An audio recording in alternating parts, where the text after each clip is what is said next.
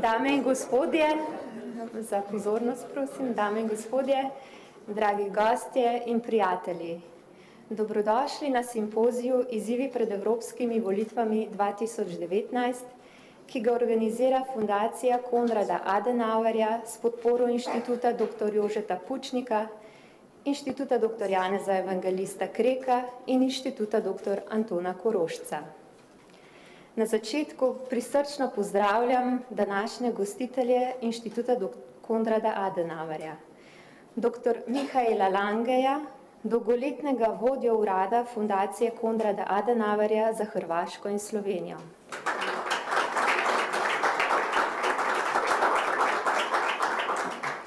Gospoda Holgerja Hajbaha, novega vodjo urada Fundacije Konrada Adenauerja za Hrvaško in Slovenijo.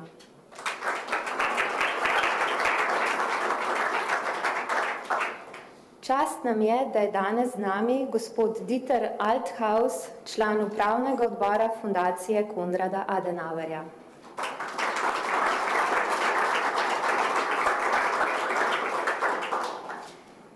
Z nami so danes tudi predstavniki vseh treh slovenskih inštitutov, dr. Andreja Valič Zver, predsednica sveta Inštituta dr. Jožeta Pučnika, dr. Boštjan Kolarič, direktor Inštituta dr. Jožeta Pučnika, gospod Jakob Bec, vršilec dolžnosti direktorja Inštituta dr. Janeza Evangelista Kreka,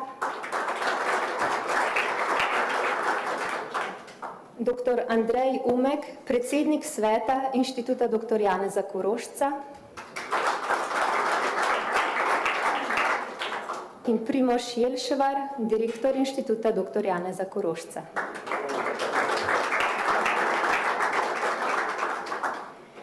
Veseli nas, da sta danes z nami tudi evropski poslanec, gospod Lojze Peterle, in veleposlanik Zvezne republike Nemčije v Sloveniji, njegova ekscelenca, gospod Klaus Peter Riedl.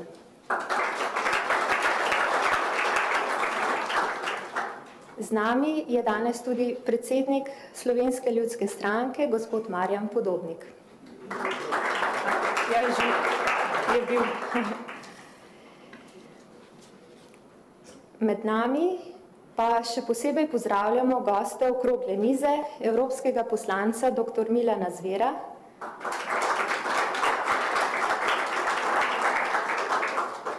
poslanko v Državnem zboru gospo Ljudmilo Novak in evropskega poslanca gospoda Franca Bogoviča. Sedaj pa vabim k nagovoru člana upravnega odbora Fundacije Konrada Adenauerja, gospoda Dieterja Althausa.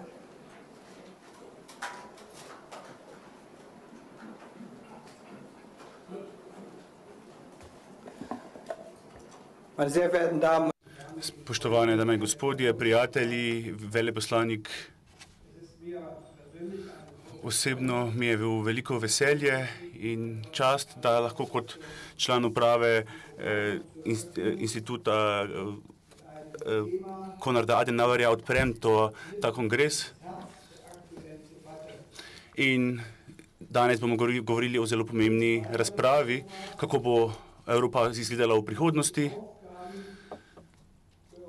katere naloge čakajo Evropo in kako bodo izgledali koraki integracije, da bodo ljudje imeli Evropo v srcih in v glavah in da bo tako tudi ostalo. Moja zgodba je takšna, prihajam iz DDR-a,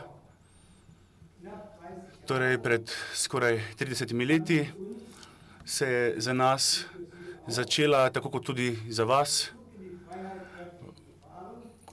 smo začeli korak v svobodo. Z veleposlanikom smo tudi o tem govorila, kako je bilo nas v bivši DDR, kako je bil prehod iz Madžarske v Nemčijo in v drugih državah, kako je potekal ta prehod. Več 10.000 ljudi je zapustilo DDR, še posebej ob zavedanju, da so končno svobodni. Sedaj imamo že skoraj 30 let Evropo 28 držav. V prihodnosti samo Evropo 27 držav, ko bo izveden dokončno Brexit. In zdi se, da čutimo okvirne razvoje v tem času. Torej, v 50 letih smo ustanovili fundacijo Konrada Adenauerja.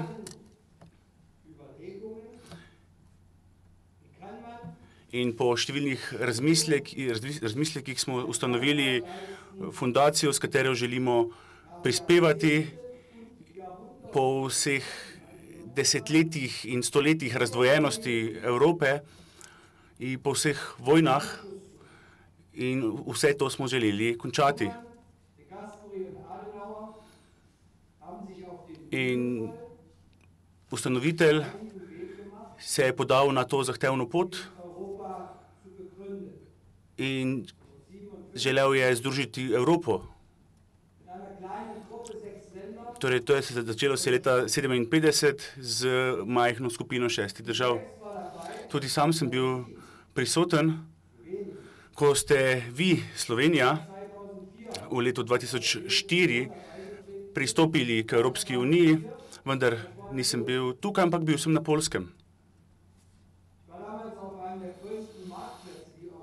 Takrat sem bil na enem največjih tržišč v Evropi, v Krakovu, in ko je bil večer pristopa 1. maja, ko ste pristopili tudi vi,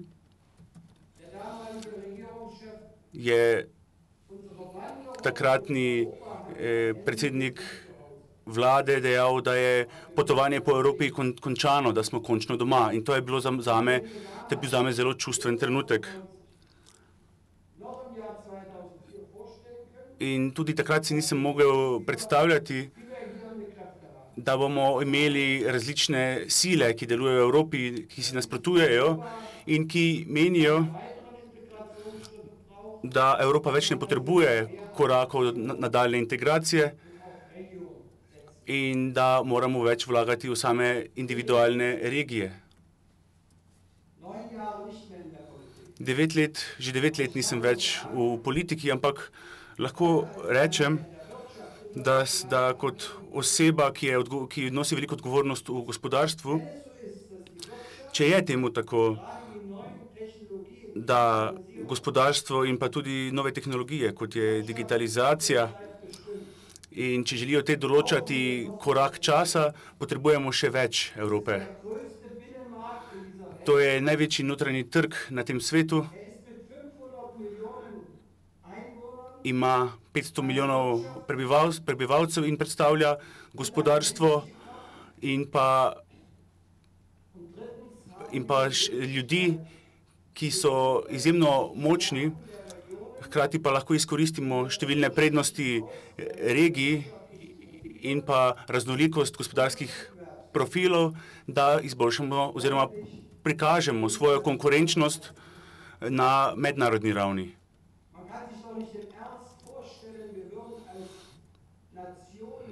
Ne moremo si predstavljati, da bi delovali kot individualne države, Slovenija, Madžarska, Nemčija, Avstrija, da bi lahko tekmovali oziroma konkurirali, naprimer Kitajski, ki ima več kot milijardo prebivalcev, Indija, ZDA, da bi jim lahko konkurirali na individualni, gospodarski in pa politični ravni. Sploh nas ne bodo jemali resno. Administracija z Trumpom na čelu je na koncu leta 2018 sprejela poslance Evropskega parlamenta, ampak pri pogajanja vsekakor niso bila uspešna, saj jih niso jemali resno, ker Evropska unija tukaj nima mandata, ima komisarko, ampak nima pa mandata. Torej, to je eno področje, gospodarstvo. In da lahko prikažemo naše individualne moči, torej v Sloveniji, v Avstriji, v Nemčiji, in zato potrebujemo dobre poslovne odnose v celotnem svetu. Zato pa potrebujemo močno evropsko podporo. In to je bila želja. Začeli smo jo z evropsko-rimskimi pogodbami v Evropski gospodarski skupnosti. Na to smo to nadaljevali z Lizbonsko pogodbo in na koncu z Evropsko unijo. In pri tem mi je jasno, da kot osebi, ki prihaja iz zelo samozavestne dežele, iz Thüringena, iz Nemčije, da moramo ohraniti našo nacionalno in pa regionalno identiteto. Ampak, če pa govorimo o tematiki migracije in pa varnost, vsekakor potrebujemo skupno politiko v Evropi. In pa še druga točka, z veleposlanikom sva govorila o gospodarstvu. Nimamo enakomernega gospodarskega razvoja v Evropi. In do pred 10 leti je bilo to urejeno tako, da ni bilo prostega prehoda ljudi. In določeni ljudje so to dobili komaj kasneje na podlagi regionalne in pa gospodarskega razvoja. In to je bil zelo pomemben korak za Evropo in tudi v prihodnjih letih bo temu tako. Evropa mora najti odgovore, kako bomo lahko omogočili prosto gibanje ljudi v Evropski uniji, hkrati pa moramo poskrbeti za to, da se bodo regije in pa države v Evropski uniji dobro razvijale.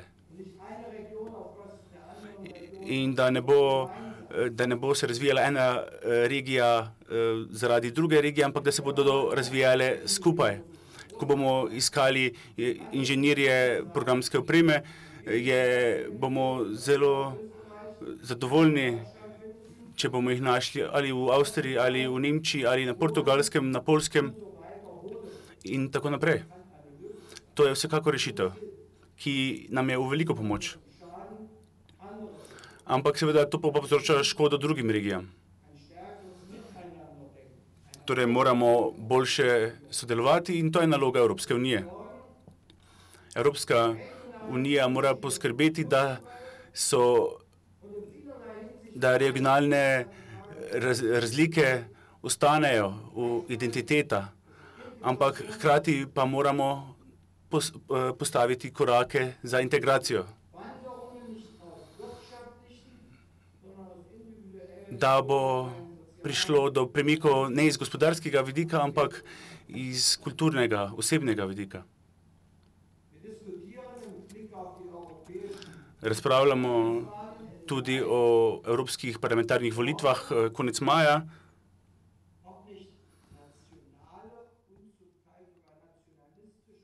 In seveda nas skrbi, da bodo okrepljena nacionalna gibanja in tudi nacionalistična gibanja. Že od 50 let je tudi fundacija Konrada Adenauerja in številni drugi delamo na tem, da hodimo te korake integracije in jih implementiramo. In tudi to potrebujemo tudi sedaj. Sicer bomo šibkejši, predvsem gospodarsko, ampak tudi socialno. Zato sem zelo hvaležen, da smo se danes zbrali tukaj. Rad bi se zahvalil organizatorjem fundacije Konrada Adenauerja, da so organizirali. Zahvala veleposlaniku, ki nas bo nagovoril, ki ima tudi veliko izkušenj iz različnih evropskih držav in tudi svetovnih držav.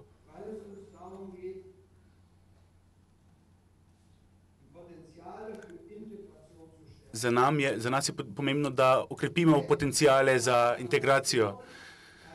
Moramo biti samozavestni na regionalni in nacionalni ravni in okrepiti integracijo. To je bil tudi pomemben cilj evra, ko smo uvedli valuto evro. So bili določeni jasni kriteriji, katerih se nismo zmeraj držali. Tudi to je treba danes omeniti in tudi moramo kritično gledati v preteklost. Ampak evro pa je omogočil, da je lahko celotno gospodarstvo bilo veliko, da je to vplivalo na trgovanje in pa na gospodarstvo. To ste doživeli tudi v Sloveniji in to doživljamo vsi skupaj. Evro je seveda treba gospodarsko utemeljiti in z krizo v Grčiji smo videli, kaj pomeni, če osnova ne zadostuje in na tem moramo delati. Enako velja za Italijo. Ampak na koncu pa gre za to, da ne stopimo koraka nazaj.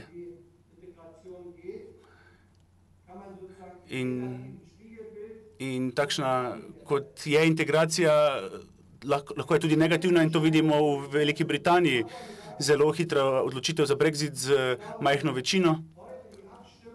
In mislim, da če bi danes potekal še enkrat referendum, bi se več mladih odločilo, da bo sodelovalo na referendumu in ti so takrat ostali doma, saj so bili prepričani, da se bo referendum iztekel pozitivno za njih. In ti mladi bodo v naslednjih 20-30 letih zelo pomembni za Evropo, kar se tiče konkurence z Rusijo, ZDA in pa Kitajsko.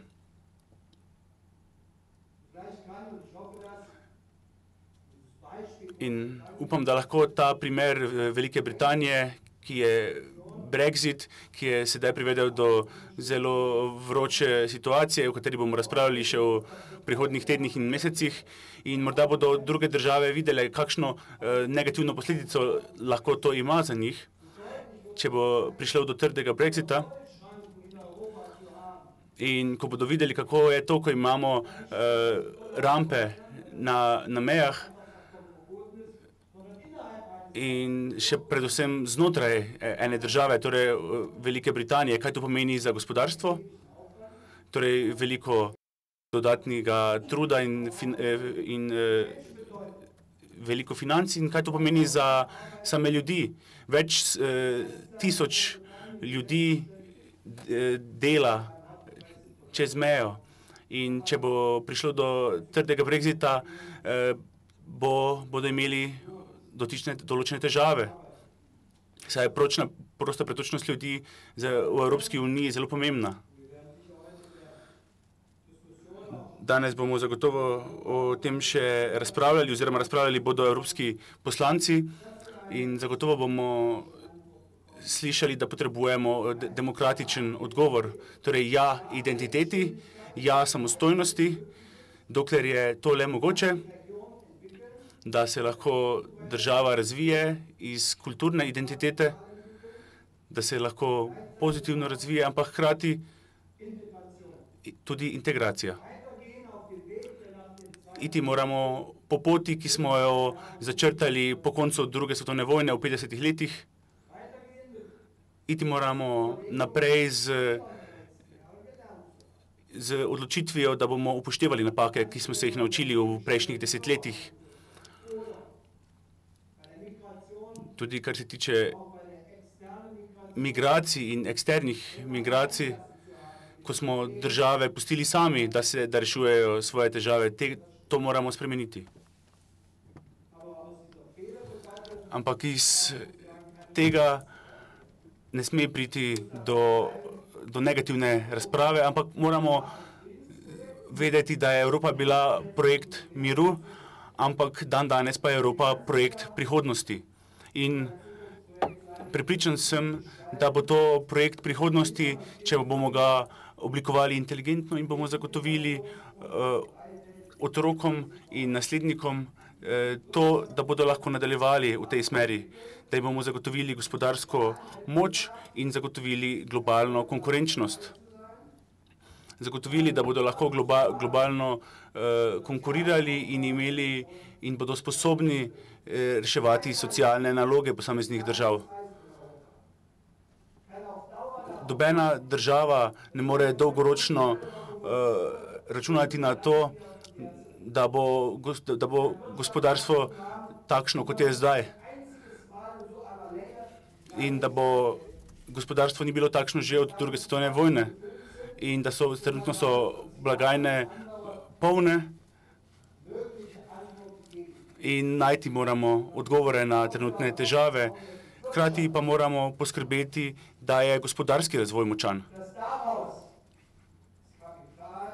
In da posledično obstaja kapital za socialni in kulturni razvoj. In kot oseba, ki dela z fundacijo Konrada Adenauerja, vem, da to pomeni lepo, enostavno, ampak vam lahko povem lep stavek. In zadali smo si dober koncept za prihodnost. Šele na dnu gospodarstva, šele na dnu zdravega gospodarstva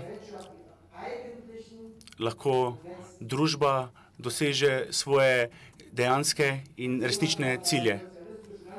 Torej, kot nekdo, ki prihaja iz socialistične države, ve, kaj pomeni ta stavek. Torej, gospodarstvo, ki ne deluje, ki ni svobodno, je na koncu privedlo nas do številnih težav. Pomembno je, da se razvijamo globalno in hkrati poskrbimo, da bomo izpolnili še zadnje naloge na področju regij, kulture in pa države. Upam, da bomo zato našli ustrezne odgovore, ki bodo na koncu maja pozitivno sprejeti pri volilkah in volilcih in da bodo se ti odločili, da bodo šli na volitve in da bomo projekt integracije, ki je Evropa in pa tudi identifikacijo Evrope, da bomo dobili večino. To moramo oblikovati politično in zato smo tudi danes tukaj skupaj, da prevagamo argumente za to in mislim, da je tukaj fundacija Konrada Adenauerja zelo pomembna, da sodeluje tukaj z vami.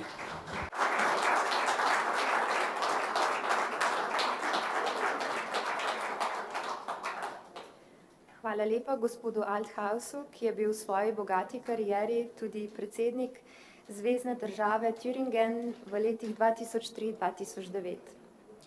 Po zdravnem nagovoru vabim predsednika oziroma veleposlanika, Zvezne republike Nemčije v Sloveniji, njegovo ekscelenco, gospoda Klausa Petra Ridla.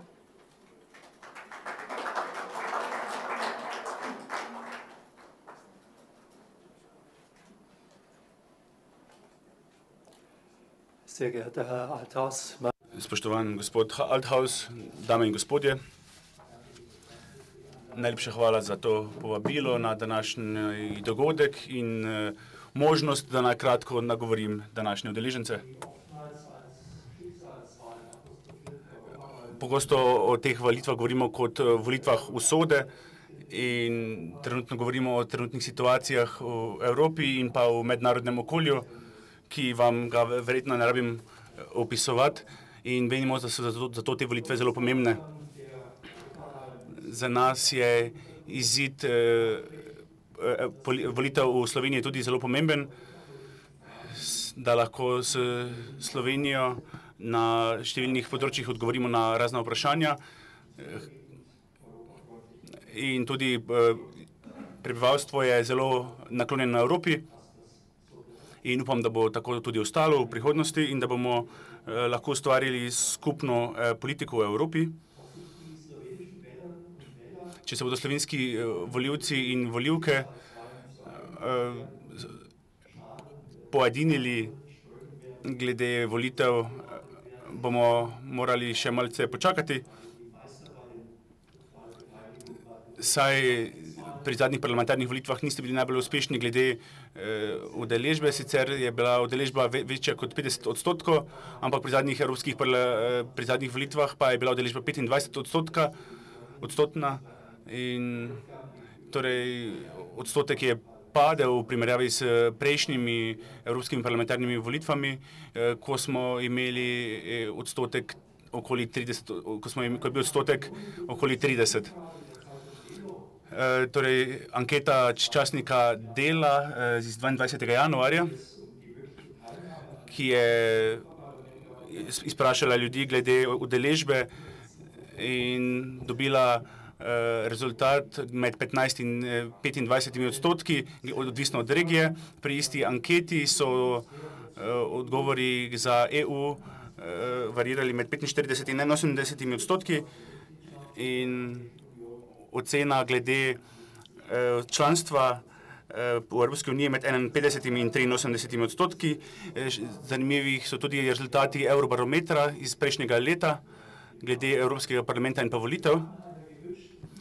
Torej, bilo je vprašanje o pomembnosti vloge Evropskega parlamenta in 57 odstotkov ljudi, Slovencev, se je zavzelo za močnejšo vlogo parlamenta.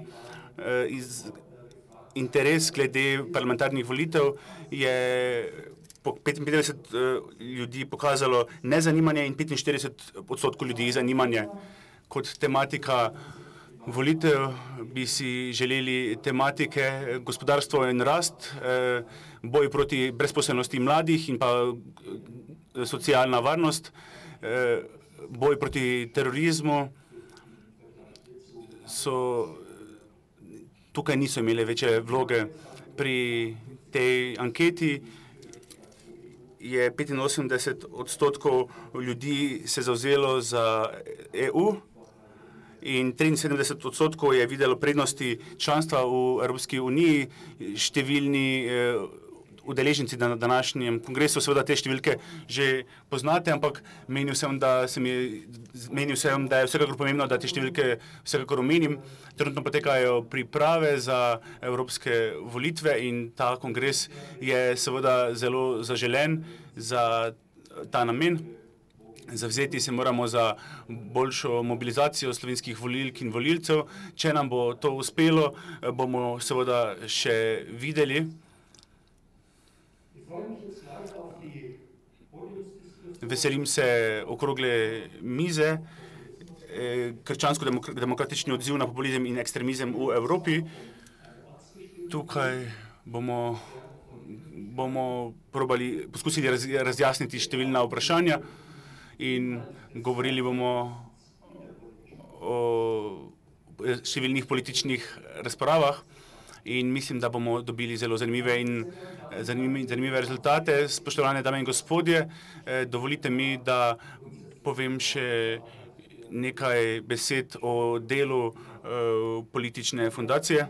V več kot 35 letih sem delo političnih fundacij v številnih državah zelo cenil in sodelovanje fundacij z veleposlaništvom je bilo zelo uspešno. To velja tudi za Ljubljano. In tukaj se zahvaljujem vam, gospod Lange, in vam in vaši ekipi želim vse dobro za doseganje cilja v prihodnosti. Hkrati pa vam želim zelo uspešen kongres in pa dober začetek ter dobro sodelovanje v prihodnosti. Najlepša hvala za vašo pozornost.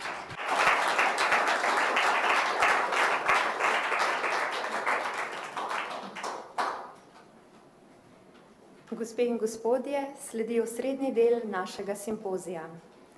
Govorili bomo o krščansko-demokratičnem odzivu na populizem in ekstremizem v Evropi. Kako se pripravljamo na evropske volitve? Zakaj je pomembno vključiti mlade in spodbujati udeležbo na volitvah? Kje vidimo Slovenijo v Evropi? To so nekatera vprašanja, o katerih bodo danes razpravljali naši gostje. Najprej bodo besedo dobili gostje, nato pa bomo odprli razpravo z občinstvom.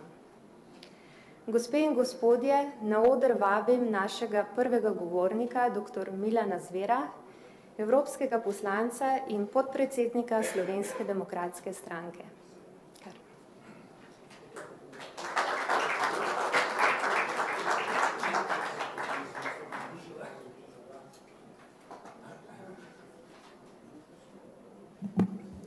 Hvala lepa za besedo. Cenjeni gostje iz Konrad Adenauer Stiftung, vaša ekscelenca, gospod veleposlanik, predsedniki in predstavniki naših inštitutov, ki delujejo in se povezujejo z Konrad Adenauer Stiftungom. Vsi nosijo imena po velikih Slovencih, po doktorju Kreku, doktorju Korošcu, doktorju Pučniku in jaz sem zelo vesel, da zadnje leta tudi zelo dobro med seboj sodelujemo. Zdaj pa mi dovolite, da en kratek razmislek o temi, ki je bila postavljena. Kakšen bi naj bil odziv na dva pojava, ki sta značilna za zadnje leta, to je populizem in pa ekstremizem. Verjetno se strinjamo vsi tukaj v dvorani, da sta nastala ali pa da je vzrok za ta dva pojava zagotovo kriza, ki se je pojavila pred nekaj leti, se je začela na polju financ, se je razširila na polje gospodarstva, tudi na polje sociale in to je povzročilo tudi politično krizo. In takrat so se prvič nekateri začeli spraševati o tem, ali lahko govorimo o krizi demokracije kot take. Še posebej, ko je ameriški guru Fukuyama pred 3-4 leti izdal knjigo z naslovom Ali je demokracija v zatonu. Spomnimo se, leta 1989 po padcu komunizma je napisal knjigo o triumfu demokracije, o koncu zgodovine, o zmagi liberalne demokracije oziroma demokracije kot take. To pomeni, v samih 3 desetletjih je zaznal, da se nekaj stvari spreminjajo in da kriza ni večno sama po sebi uspešen sistem, ki dobro funkcionira. Tudi sam sem pred 7-8 leti pisal podoben članek o tem in sem ugotavljal, da ima tudi demokracija, tudi moderna demokracija določene hibe, včasih predvsem na področju učinkovitosti, in da vendar je dovolj tudi strukturno močna, da lahko odgovori na izzive časa. In to je tudi storila, tako v državah članicah, kako tudi na Evropski uniji. Evropska unija se dobro in uspešno soočila z nastajajočo krizo. Vendar samo po sebi so ostanki krize, politične krize, se kazali tudi zlasti v pojavu vse močnejših populističnih strank in pa ekstremističnih strank. Ko se spomnim mandata 2009 do 2014, takrat je bila sestava Evropskega parlamenta bistveno drugačna. Lok demokratičnih političnih strank na sredini je bil izjemno močan in te so brez težav sestavile evropsko strukturo, vladavino v vseh inštitucijah, komisiji, svetu in tako naprej, tudi v parlamentu. 2014 je že bilo nekoliko drugače. Takrat je že kriza rodila prve take močnejše pojave populizma, evroskepticizma, strankarskega ekstremizma in tako naprej. In te stranke so množično prišle v parlament in lahko rečem, da so precej zaznamovale delo tega sklica parlamenta. Tudi vidne so bolj, tudi mediji so jih kar precej jim dajali pozornost in Brexit je zagotovo otrok tudi delovanja Faragea in njegove stranke v Evropskem parlamentu. Tudi zato, ker je imel izjemno medijsko pozornost, je bil privlačen za nekatere. Toda včasih me ta kriza demokracije spominja na tisto izpred 100 let. Takrat je, Slovenci poznate velikega znanstvenika, doktorja Andreja Gosarja, leta 2022-2023 naslednje leta pisal knjigo in je kasneje tudi izdal Kriza modernega parlamentarizma, kriza moderne demokracije. In noter ugotavlja vse hibe sistemske, ki jih morda danes več ni, ampak dal je en ključen odgovor, ki pa bi ga morali upoštevati tudi danes. Dejal je, da če gremo pretirano v unitarizem, v pretiran centralizem, pretirano unifikacijo, to slabo vpliva na funkcioniranje sistema in na nek način se to nam dogaja tudi ta hip v Evropi. Odgovor po njegovem je bil, demokracijo kot univerzalni sistem je treba dopolniti z avtonomijo. Danes bi temu rekli v politiki subsidiarnost. Tisto, kar ni treba, da center odloča, naj odločajo druge, nižje enote, entitete. In te logike se mora zavedati tudi Evropska unija. Kolikor bi prevzeli Macronov model, liberalni model, in bi res poskušali še bolj centralizirati, še več skupnih politik, še več unifikacije, bo začela Evropa pokati po šivih, kot je pokala Jugoslavija v 80-ih letih. Kadar je hotel biti Beograd preveč močan, je povzročil centripetalne sile. Zato je ta odgovor gusarjev, recimo, še aktualen tudi danes. Ne smemo iti pretirano večati moč vse prek Bruslju. Samo na tistih področjih, kot je bilo že prej rečeno, kjer čutimo skupne probleme in to je tudi varnost in tudi obramba. Tukaj lahko v perspektivi se zgodi marsikaj, ne? Ampak ni pa potrebno na drugih področjih človekovega življenja pretirano regulirati stvari, kot je na primer na področju skupne kmetijske politike, kjer so določili celo obliko kumare. Ne? To je neumno samo po sebi, birokratska. Zdaj, ključno vprašanje danes je, ali smo še sposobni nagovoriti ljudi z jezikom, ki ga razumejo. Demokracija je razvila svojevrsten jezik, lahko bi ga imenovali etablirano govorico ali diskurs. Recimo, tipična je bivša ameriška predsednica demokratske stranke, ne? Ali pa naša levica ima tudi svojevrstni jezik in tako naprej. Ne? Jaz mislim, da smo se s tako držo, ne, in s takim načinom odtujili malo od neposrednega volivca, ki ne razume ali pa noče razumeti. Zato so populisti tudi uspešni dostikrat.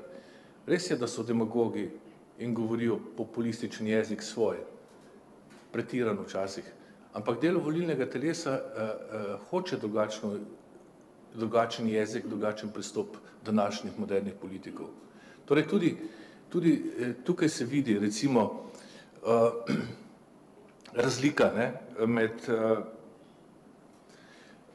če smo rekli, value language je rešitev pomemben za politika. Moraš ponuditi nekaj na pravi način. Ne. Birokratski jezik odbija volivca. Ne. In jaz mislim, da zlasti mlade je treba govoriti dan danes drugače. Ne grejo na volitve. Slovenski mladi grejo na lokalne volitve še kar. Na nacionalne malo bolj. Na evropske pa sploh ne. Pa ravno mladi, ne, ki bi pričakoval, da so v edukacijskem procesu, da so bolj odprti do Evropske unije, da bolj poznajo funkcioniranje evropskih inštitucij, nočejo iti na volitve. Primerjalno gledano po Eurostatu so Belgijci, velika večina belgijskih mladih menijo, da njihov glas lahko vpliva na proces odločanja v Evropski uniji. Naši pa ne. Naši pa ne. To je seveda malo posledica tudi manjka demokratične politične tradicije, ki nismo imeli, malo je manjko tudi v šolskem sistemu, ker nismo privzgajali določenih vrednot, ki bi mladi pritegnile v bolj aktivno državljanstvo. Torej, nas čaka tudi v šolstvu veliko dela, tudi politike čaka ogromno dela, še največ pa lahko rečem medije. Ne? Mediji imajo izjemen vpliv, ne dolgoročni vpliv na posameznika, na njegovo politično kulturo, ampak na vsakokratno vedenje in prepričanje, na to pa imajo vpliv. Ne? In tukaj bi apeliral letos, ne, da poskušamo vsak na svojem polju narediti čim več, da pritegnemo mlade na volišča. Še posebej naše tri sestrske stranke, ki so močne predvsem na neurbanem delu slovenskega prostora, ne, bi morali združiti moči iti med ljudi. Ne? Letos se bojim, da bo Levica, naši kontra igralci na teh volitvah, poskušali storiti vse, da bodo potegnili na volitve čim več. Ne? Zato, ker prejšnja leta jih niso uspeli, zato, ker leve stranke niso bile proevropsko usmerjene. Najbolj proevropsko usmerjene so bile stranke Evropske ljudske stranke v Sloveniji. Oni pa ne. Njih je bolj zanimal Beograd ali Moskva. Tokrat so ugotovili, da je pomembno, koga imaš v Bruslu, zato so začeli že tudi z inštitucijami, tudi mediji bodo zagotovo naredili vse, da bodo, tako kot je Janković včasih v Ljubljani mobiliziral praktično vsak glas, da je postal ljubljanski župan. Torej, treba bo iti tudi na teren. Ne samo, če smo že prikrajšani pri tem medijskem vplivu na slovensko javno mnenje, bo pač treba iti poprositi od hiše do hiše, da se vendarle ljudje, zlasti pa tudi mladi, tokrat udeležijo volitev in da vzpostavimo neko ravnotežje v slovenskem političnem prostoru. Nisem takšen optimist, kot sem bil pred 5 leti, ko smo dobili 5 od 8 poslancev, ampak naš cilj pa mora biti to, da ponovimo rezultat. Še mogoče samo o prioritetah. Res so te volitve izjemno pomembne. Tudi za obstoj Evropske unije. Pred leti, ko je en slovenski poslanec omenil, da lahko Evropska unija razpade, sem mislil, to je pa totalna neumnost. Lahko se zgodi, danes ne mislim več tako. Ne? Potrebno bo veliko več posvetiti na evropski ravni varnosti, vključno v povezavi z ilegalno migrantsko krizo in pa terorizmom, tudi obrambi. Seveda pa tudi soft teme so zelo pomembne. Jaz sem recimo stalni poročevalec Evropskega parlamenta za Erasmus plus in vem, kako pozitivno lahko vpliva ena taka mehka tema tudi na to, da jih povabimo mlade, da pride na volitve. Tudi socialna unija v vseh elementih ni slaba stvar. Ne? Nekatere standarde v Evropi je tudi na področju sociale treba poenotiti. Ne? Prevelike razlike, sever-jug in vzhod-zahod, lahko le še škodijo prihodnosti Evropske unije. Hvala lepa.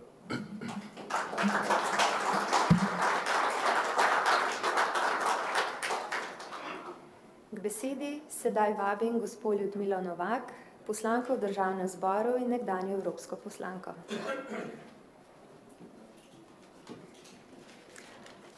Spoštovane gospe, spoštovani gospodje, sehr geehrte Gäste, Freunde von der Konrad-Adenauer-Stiftung, lieber Herr Botschafter, vsi skupaj prav lepo pozdravljeni. Ali ima Evropa svojo identiteto? Ali vemo, kaj je evropska identiteta? Ali ima Evropa svoje temelje? Vemo, da hiša, ki obstane, mora imeti trdne temelje, drevo, ki obstane, mora imeti globoke, trdne korenine. Ali Evropa vse to ima? Če teh temeljev ne bi bilo, če teh temeljev ne bi postavili očetje Evrope, menim, da bi se že zdavnaj zrušila.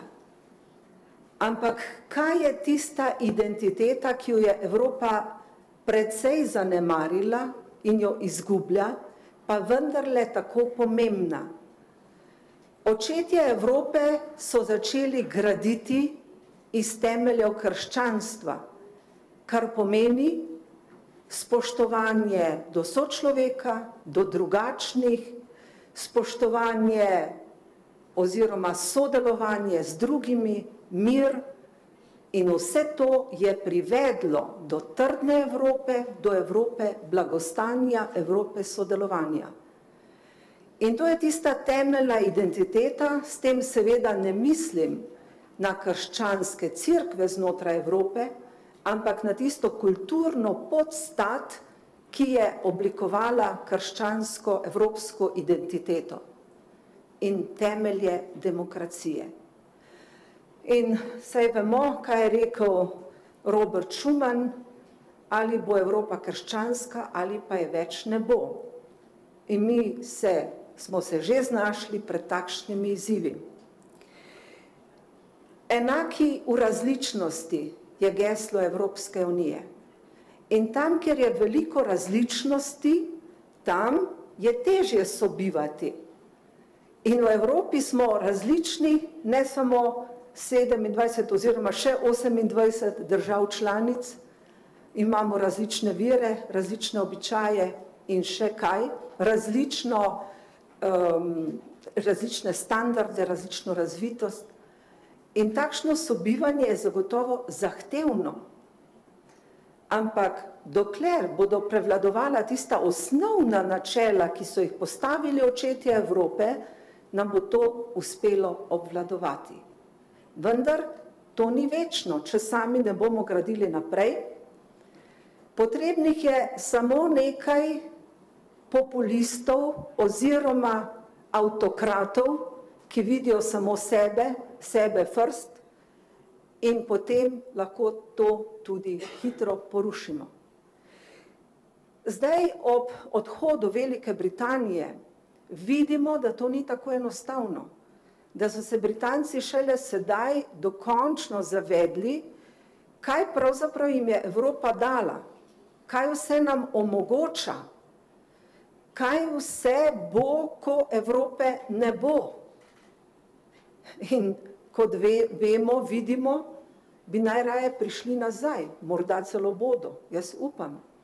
Mislim pa, da je to odhajanje Velike Britanije tudi neka spodbuda ali pa opozorilo tudi za druge evropske članice, kajti zdelo se je, da bodo zdaj ena za drugo začele odhajati in bodo sledile Evropski uniji. Pa vidimo, da ni tako. In ravno zaradi te različnosti, o kateri sem govorila, in zaradi migracijskih tokov se tudi populizem stopnjuje v Evropi, morda pa tudi zato, ker voditelji niso dovolj prisluhnili ljudem. Populizem pa se hrani s sovraštvom, z nestrpnostjo, nesodelovanjem, nedialogom, z egoizmom. Tega pa mi nočemo in krščanski demokrati oziroma krščansko-demokratske stranke, ki smo združene v Evropski ljudski stranki, imamo te vrednote, zato menim, da smo prav mi tisti varuhi normalne Evrope, tudi perspektivne Evrope, trdne Evrope, ki bo lahko premagala tudi vse viharje in vse izzive tega časa. Evropa pripada Evropejcem, je lansko leto na eni konferenci na Švedskem dejal Dalaj Lama. Tudi sam begunec in Nobelov nagrajenec leta 1989 za mir. In takrat nam je položil na srce, pomagajte beguncem, izobrazite jih, vendar, ko bo tam mir, naj se vrnejo domov in pomagajo obnoviti svojo državo. To jim morate jasno povedati. Tako je, pomagati je treba tistim, ki se znajdejo v stiskah, v težavah, in Evropa daje, mislim, da lansko leto preko 8 milijard Evropska unija in države članice za tretje države za pomoč. In to je prav, ker drugi živijo v veliko težjih razmerah, kot živimo mi. Pa vendarle, zanemarili smo veselje do življenja in zato se srečujemo s staranjem prebivalstva, nizkorodnostjo in potrebami po sveži delovni sili, po mladih ljudeh. Ali je prav, da sprožamo masovne migracije, oziroma ali je Evropa dolžna, da vzame vse, ki so se tako odločili, da pridejo k nam? Jaz mislim, da ni dolžna, kljub temu, da je demokratična, kljub temu, da smo pripravljeni pomagati, ni dolžna reševati pri nas vseh konfliktov, ki so jih povzročili drugi, iz lastnih interesov, zaradi lastne prevlade, tudi zato, da bi oslabili Evropo ali kakorkoli rečemo. Migracije v tolikšni meri, kolikor jih nekdo tudi lahko vključi v družbo in na takšen način, kot jih lahko vključi. In pri tem menim, da mora biti vsaka država samostojna. Ne smemo nikomur vsiljevati, vi boste vzeli toliko, vi toliko. Mi smo se odločili tako, ker to zmoremo, vi ste se odločili tako. Kajti, če bo Evropa vsiljevala neke skupne odločitve, potem to ne bo dobro. To je tako, in tukaj se strinjam s kolegom Zvirom, sem se spomnila na ples. V mladih letih sem zelo rada plesala, in če me kakšen plesalec tako stisnil k sebi, da nisem mogla niti dihati, sem kar odrivala, pa se niti plesati ni dalo. Ko je ta drža sproščena, je pa prijetno plesati. In mislim, da to mora veljati tudi za države članice, da imamo neka skupna temeljna pravila, vendar dopustimo, da vsaka članica dela tudi tisto, kar misli, da je za tisto državo dobro in prav. In zakaj so pomembne krščansko-demokratske stranke, torej vse tiste, ki se združujemo v EPP? Zato, ker je pomembno, kam, katero smer, iz katerih temeljev bo gradila prihodna Evropa. Ali na populistih, ki razdirajo, ali na politiki sodelovanja, dialoga, vizije, kakršno so nam dali očetje Evrope. Hkrati pa prav mi politiki teh strank moramo biti nosilci ali pa glasniki vesele novice. Ne smem nas premagati pesimizem, ampak moramo povedati vse tisto, kar je dobrega prinesla Evropska unija, pa nekateri predgovorniki so to prej že povedali, odpravo meja, gospodarsko sodelovanje, mladi, ki lahko gredo študirati kamorkoli skoraj želijo, nova znanja, nove povezave, vse to nam omogoča in pa večjo varnost. Seveda ima Evropska unija težave, ima, to vemo, to moramo priznati, išče pa tudi rešitve. In mi, krščansko-demokratski politiki, moramo ljudem to povedati, kaj so tiste prednosti Evrope, zakaj se splača vztrajati, kako smo majhni, nebogljeni, vsaka država posebej, če se primerjamo ali s Kitajsko, ali z Združenimi državami Amerike, ali z Rusijo, kako bomo kos tem globalnim in velikim izzivom. Skupaj sem prepričana, da bomo lažje, da bomo lahko napredovali. No in zakaj tako nizka udeležba? Tudi zdaj se to dogaja kot pred vsakimi evropskimi volitvami. Kakšne plače imajo slovenski evropski poslanci? Prvič, plače si niso sami določili. Ko sem bila jaz v prvem mandatu evropska poslanka, smo imeli mi enake plače, vsi poslanci tako kot v nacionalnem parlamentu, in veste, kakšne so bile razlike. Tako da nekateri niso imeli niti 1000 evrov, italijanski poslanci pa 12 000 evrov. Pa vsi smo delali enako delo, zato je potem prišlo odločitve, da bo plača iz Evropskega parlamenta za vse enako. Za slovenske razmere je plača visoka. Če vprašaš Nemce, rečejo ne ravno tako, če vprašaš Švede, je grozna plača. Italijani so pa sploh nezadovoljni, ker so izgubili privilegije. In kaj, če bi Slovenija predlagala, da samo slovenski poslanci pa ne smejo dobiti tako visokih plač? Kaj, če bi bilo tako? Kakšne protesti bili, zakaj pa smo mi tako zaostajamo oziroma zakaj tako? To je pač del slovenske folklore. Mislim, da to delo je zahtevno, je tudi naporno, je pomembno in zato upam, da bodo tudi iz Slovenije izvoljeni taki poslanci, ki bodo znali se po eni strani tako postaviti za naše interese, ki jih seveda imamo, opozarjati na stvari, na katere tam lahko opozorimo, hkrati pa ne razdirati tega sobivanja, tega sodelovanja in te prihodnosti Evrope.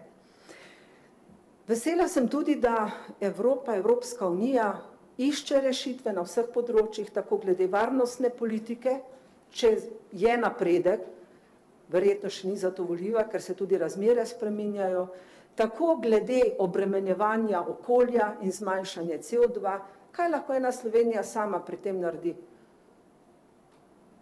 Sami zelo malo, skupaj pa več. In si predstavljate, vemo, da neka velika velesila ali pa več velesil rečejo, za nas pa to ni pomembno.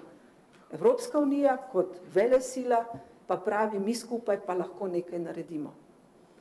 In še vrsta drugih sporazumov. Naš evropski poslanec Lojze Peterle je bil uspešen pri sporazumu med Japonsko in Evropsko unijo, tudi pomembno za gospodarsko in vsestransko sodelovanje.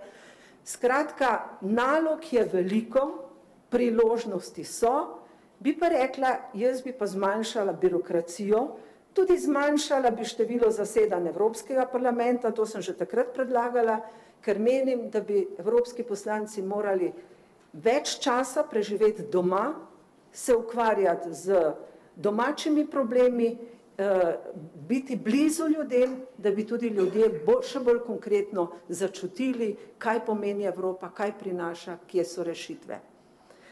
In zato v svetu slabih in lažnih novic bodimo mi glasniki dobrih novic, vsega tistega, kar nam daje upanje, moč za prihodnost.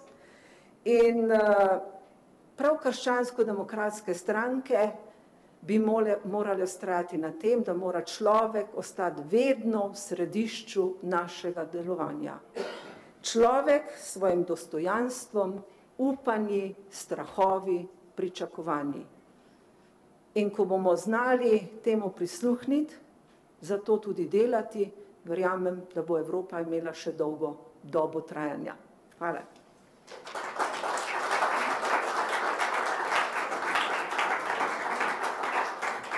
Hvala lepa. Na govorniško mesto pa sedaj vabim evropskega poslanca gospoda Franca Bogoviča.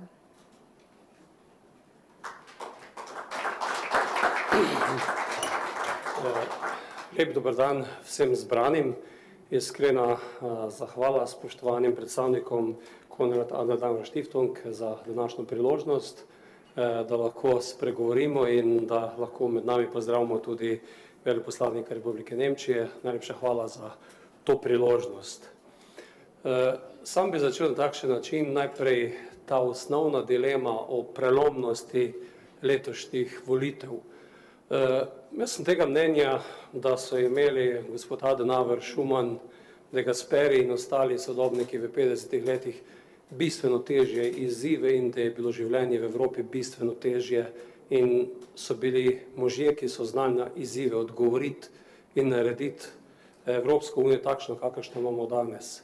Tudi gospod Kohl, Gorbačov niso imeli enostavnega dela, konec konca nas je nekaj tukaj, smo tudi 12. maja 1988 stali v tej dvorani, ko smo ustanovili Slovensko kmečko zvezo, predhodnico Slovenske ljudske stranke in stvari niso bile enostavne.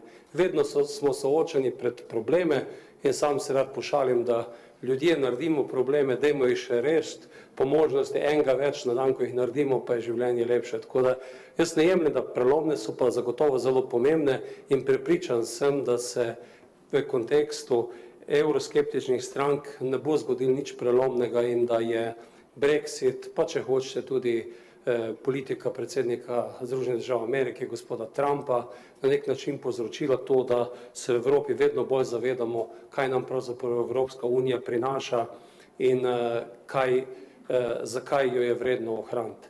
Geostrateški boji potekajo, tudi sedaj so zelo ostri, takrat, ko je Evropska unija postala največja ekonomija, ko se lahko, ne vem, odločimo tudi, da nekaj povemo Google, da ni v redu, takrat nas poskušajo na nek način tudi mnogi ogrožati oziroma to enotnost razbiti. Prihajajo, jaz pravim temu, lažni misionarji od odzunaj in to pospešeno počno, vendar pa sem prepričan, da je dovolj modrosti, da to naredimo. Sam zdaj prvi mandat zaključujem kot evropski poslanec in pri svojem delu sem poskušal delati mnogo v tem kontekstu, kot je gospa Ljudmila dejala, biti med ljudmi, ljudi seznanjati s tem, kaj pravzaprav je ta Evropska unija in jo predstaviti na enostaven način. Bodi si, ne vem, predstavitev krožnega gospodarstva, kaj pomeni ta prehod iz linearnega, kot ti mnogi kmetje ali pa še kdo pove, da ni vedel, da se temu reče krožno gospodarstvo, ampak da je te principe spoštoval že njegov oče, da jih danes spoštujejo. Bodi si pri črpanju evropskih sredstev, ko sva z Moniko Kirbiš-Rojs napisala knjigo Evropska sredstva iz teorije v prakso, zato da približamo Evropsko unijo, ali pa z mladimi, ko v Zavezništvu za mlade poskušamo predstaviti šolske sisteme, evropske politike, jih povezati z našim gospodarstvom in enostavno dvigniti samozavest med Slovenkami in Slovenci, da smo močen del te Evropske unije in da v Evropski uniji lahko najdemo svetlejšo prihodnost. In mislim, da je ta pozitiven pristop nujno potreben, da odgovorimo na te izzive, ki jih postavljajo pred nas tudi populisti, ekstremisti.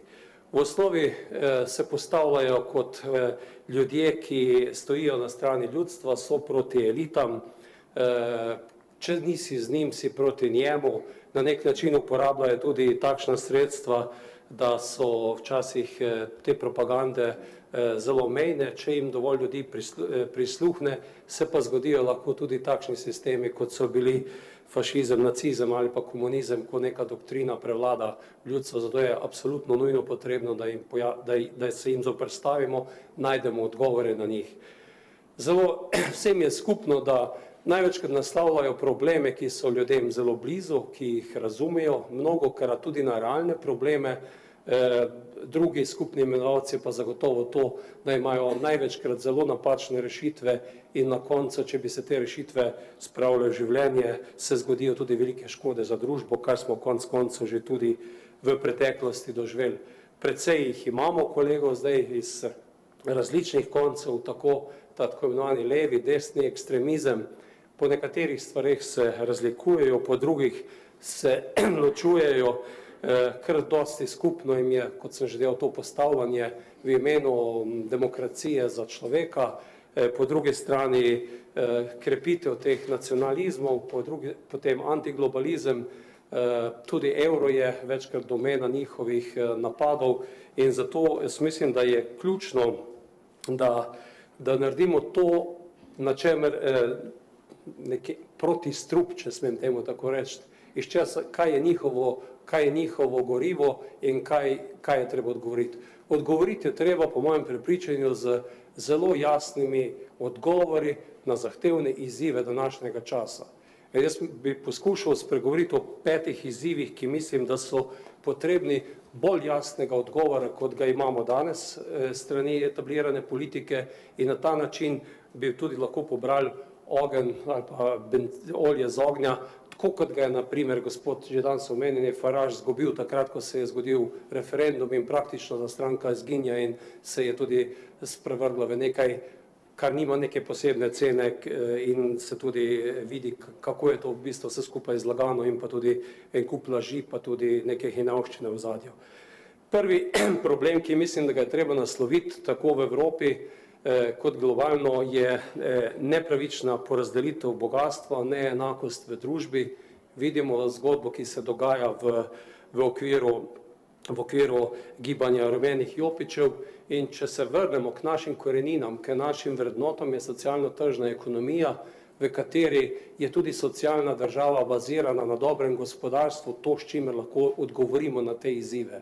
Od tu naprej pa mislim, da je potrebno priznati, da so na področju, če hočete, davčne politike, obdavčitev internetnih gigantov in še na katerem od drugih področji nastali veliki problemi, anomalije in jaz mislim, da je potrebno to narediti. Poskusi so bili v tem mandatu na področju davčnih oaz, na področju obdavčitev teh gigantov, ki nekje v nekih varnih okoljih, kar se obdavčitve tiče, kujejo velike dobičke, žal tudi znotraj Evropske unije. Jaz mislim, to so prvi odgovori, s katerim je treba postrežiti in na tak način tudi ustvariti blaginjo za več ljudi. Mislim, da ta trend, ki ga je globalizacija prinesla, pa z zamahom, z internetno revolucijo, enostavno gre v smer, ko bo potrebno poiskati odgovore na te rešitve.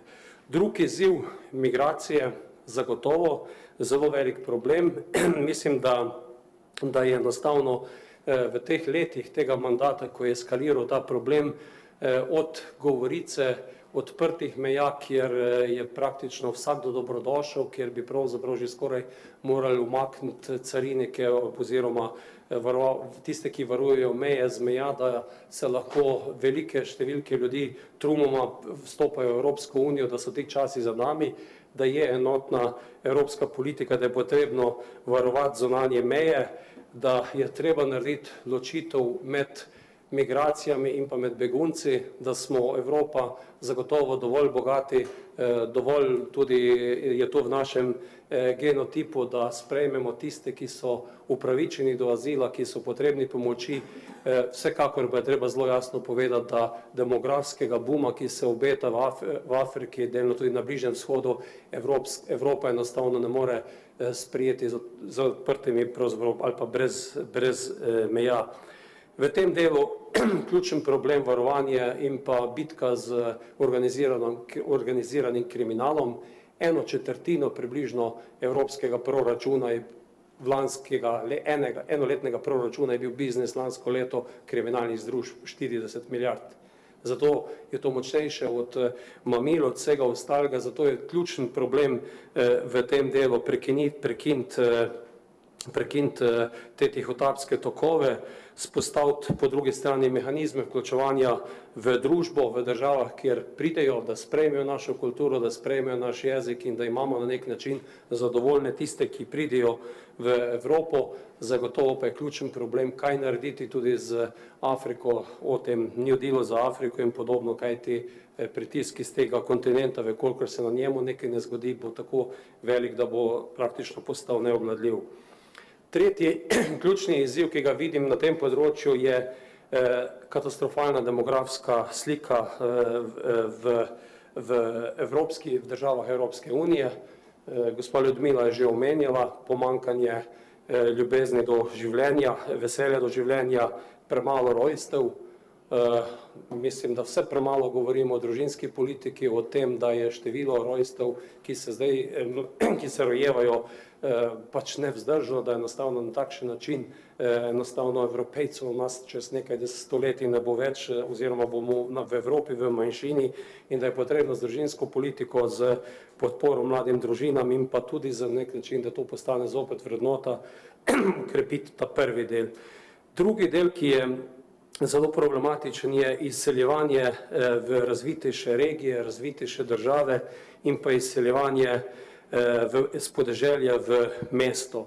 To sem poskušal odgovore na to vprašanje, na te izzive iskati tudi v projektu Pametne vasi, kjer odgovarjamo tudi na naslednji izziv digitalizacije, vendar pa mislim, da to, kar se sedaj dogaja v Evropski uniji, da se nekatere regije praznijo, tudi, ne vem, imamo slovensko severno mejo, imamo Slavonijo, ki je povsem prazna na Hrvaškem, imamo, ne vem, skoraj 4 milijone od tistih ljudi, ki so se iz Romunije selili na zahod, skoraj 3 milijone Poljakov, da je to nekaj, kar enostavno ne bo Evropske unije obdržalo kohezivne, kajti brez sveže krvi, brez rojstev, kajti to odhajajo največkrat mladi ljudje, zaradi katerih tudi ni rojstev v matičnih državah, da bo prinesla še večje razlike med državami, na drugi strani pa doma, kjer bodo slejko prej se tudi populisti napajali iz tega tudi določene težave. In tu mislim, da je ena zgodba, ker se mora zagotovo nadaljevati z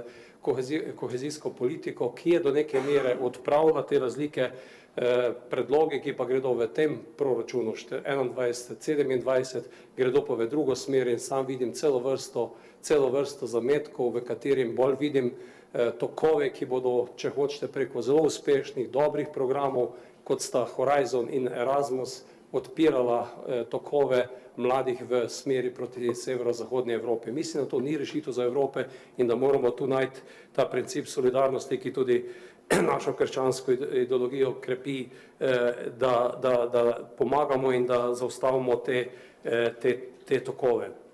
Prehod v digitalno družbo je potrebno iskati to, kar je za Evropska unija delala v digitalni uniji v kontekstu teh ukrepanj, da se odpravi zaostanek Evrope, po drugi strani pa opolnomočenje posameznikov, opolnomočenje podeželja in pa ostalih, da se nam ti tokovi zopet ne spremenijo v tokove, ki bo šli v napačno smer in delajo večje razlike. Podnebne spremembe in pa izzivi jasne nacionalne politike, ki so lahko vključene v skupno evropsko politiko. Peti izziv.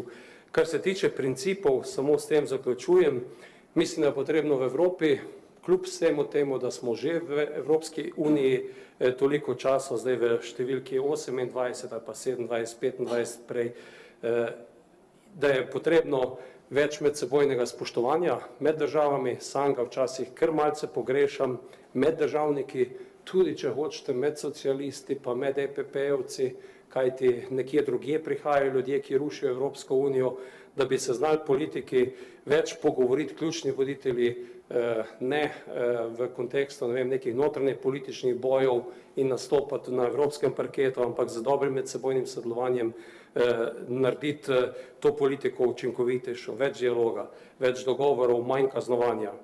Povezovanje oziroma poznavanje razlik, Evropa je različna, tudi zgodovina je različna, če samo to omenim, da je, ne vem, za moje pojme mediteransko in pa severozahodni del Evrope v srednjem veku imel bolj poglede usmerjene, kako okoli Afrike priti v Azijo, smo se v srednji Evropi skupaj borili, ne vem, proti padom Turkov. Tako da mislim, da tudi so neke zgodovinske, pa druga svetovna vojna, pa železna zavesa, različna demografska struktura, kar se nacionalnosti tiče, in tu mislim, da je potrebno več senzibilnosti, več empatije, solidarnost na omenu.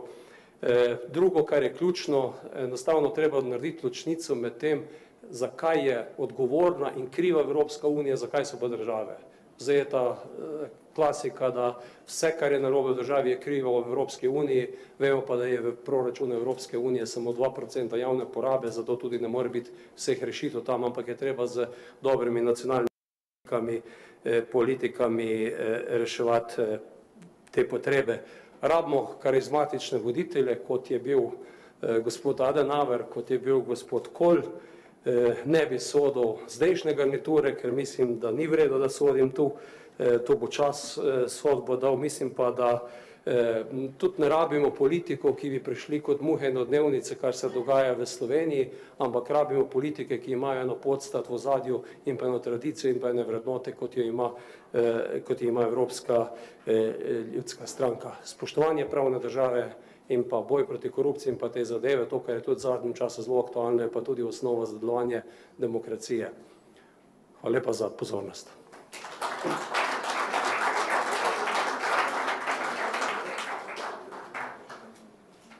Hvala vsem našim govornikom. Sedaj pa, kot že rečeno, odpiramo dialog z občinstvom.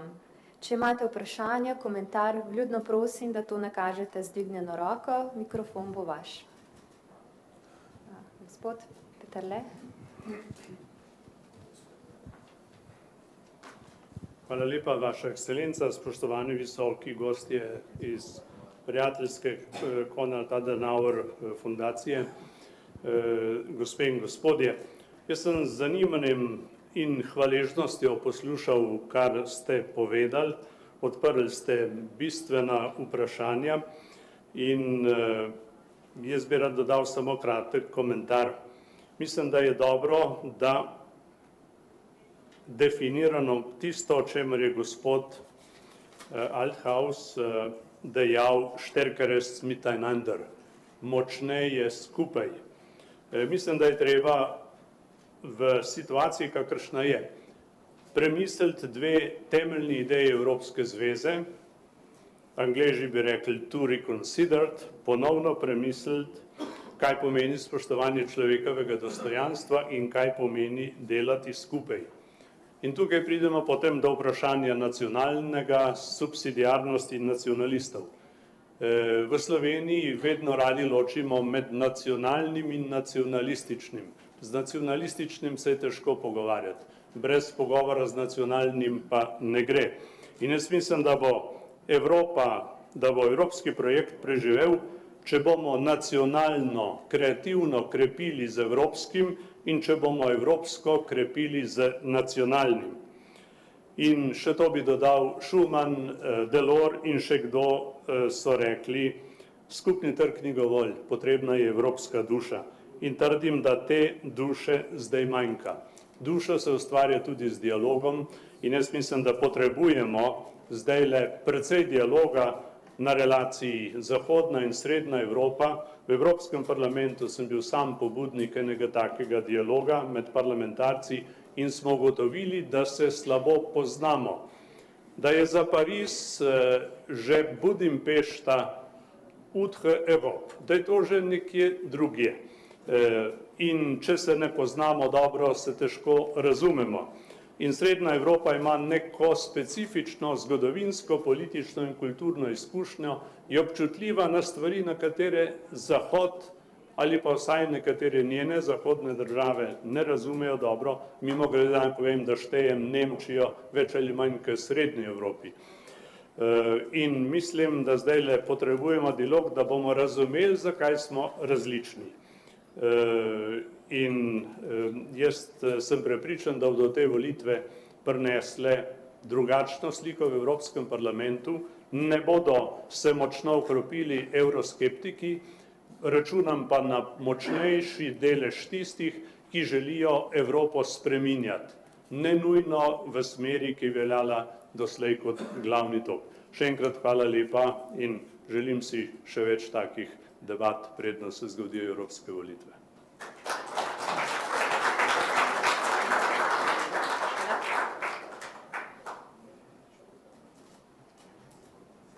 Dober dan, spoštovane gospe in gospodje. Najprej bi se rad zahvalil za vabilo. Zahvalil bi se KAS-u, Konrad Adenauer Stiftung, ki vrsto dolgo let odlično pokriva Slovenijo, še posebej zahvala dr. Michael Langetu za njegovo vsebinsko prisotnost na tem prostoru in pohvalil bi vse 3 inštitute naših sestrskih strank. Slovenski politični prostor je lačen programov. Slovenski prostor premalo misli politiko in odpira politične programske teme. In tukaj lahko te stranke iz prostora slovenske pomladi kažejo pot, kako lahko pravno preko političnih inštitutov odgovorno iščemo nove smeri v slovenski politiki. Drugače imam pa dve oceni po teh odličnih razmišljanjih uvodničarjev. Namreč imamo evropski politični kontekst in imamo slovenski politični kontekst. Namreč govorim strogo predvolilno za letošnje evropske volitve. In paradoks je v tem, da je slovenski politični kontekst drugačen, kot je širši evropski. To je moja ocena. Naši prijatelji iz Nemčije, ki odlično delujejo v prostoru 2 sestrskih strank, ki desetletja vodi Nemčijo, imajo manjši izziv v alternativi za Nemčijo, Alternative für Deutschland, pa morda tudi v zelo uspešnih, presenetljivo zelenih, ki so zelo proevropsko orientirani. Jaz sem prepričan, da boste v Nemčiji to odlično rešili in da boste in CDU in CSU zelo uspešni na letošnjih volitvah. Kje pa je slovenski politični kontekst? Tukaj bi pomenil 2 paradoksa in bi morda prosil spoštovane paneliste, če jo lahko komentirajo. Prvi paradoks se mi zdi ideološko vsebinske narave. Ljudmila Novak je odlično opredelila programske temelje evropskih ljudskih strank, ki temeljijo v širokem pojmovanju krščanskega etosa, družbene odgovornosti in da se vse inspirira v človeku kot osebi. In poglej paradoks, ko bere človek slovenske medije, sliši, da se boji, da bodo te 3 stranke iz Slovenije, ki so članice Evropske ljudske stranke, da so radikalne, da so urbanizirane, da so nacionalizirane, da so že napol fašistoidne in tako naprej. Torej, prvi paradoks vidimo v tem, da se našim programskim ključnim političnim usmeritvam očita tisto, kar ne more biti res. To niso naši programski temelji. Ampak bojim se, da se bo to lahko prijelo, zato bi tukaj svetoval, da skupaj iščemo dobre odgovore na to, jaz bi rekel, krivično oceno, ki pa delno izhaja seveda tudi iz nekaterih zgodb vzhodne in zahodne Evrope, če so to 2 ključni krili. Morda lahko rečemo, da so naši prijatelji bolj v zahodnem delu Evrope preveč poenostavljeno razumeli zgodbe na Poljskem ali pa zgodbe na Madžarskem. Kadar se človek bori za svoj narod in za svojo nacijo iz zgodovinskega in vrednostnega vidika, takrat mora biti razumljen, ne pa, bi rekel, diskreditiran. In sedaj drugi paradoks, ta se pa dotika udeležbe. Pred 5 leti, kot je bilo že povedano, so naše 3 sestrske stranke dosegle odličen rezultat. 5 mandatov od 8. To je izredni rezultat. Zanimivo, da ta rezultat se ga ne da ponoviti na parlamentarnih volitvah. In moja ocena je morda, to govorim morda v nasprotju z splošnim pričakovanjem in gestami, ampak večja udeležba v Sloveniji na evropskih volitvah bo najverjetneje zmanjšal rezultat strank Evropske ljudske stranke, torej teh strank. Zakaj? Zato, ker, kot je mislim, da dr. Milan Zver prej omenil, pred 5 leti je bila situacija dokaj čista. Klasično, jasno, proevropsko držo so izražale te 3 stranke in bile nagrajene in tudi njihovi volivci med tistimi 25% so šli na volitve. Sedaj so pa naši kolegi na levici preprosto ugotovili, da bodo najlažje izboljšali svoj rezultat s tem, da bodo seveda povabili na volitve tudi evroskeptike ali pa tiste, ki morda drugače gledajo tudi na nekatere ključne evropske vrednote in evropske zgodbe. Torej, moje vprašanje se glasi obratno, ne? Kako zmotivirati ob večji volilni udeležbi, še posebej tudi mladih, da bodo tudi mladi volili naše odlične kandidate. Hvala lepa.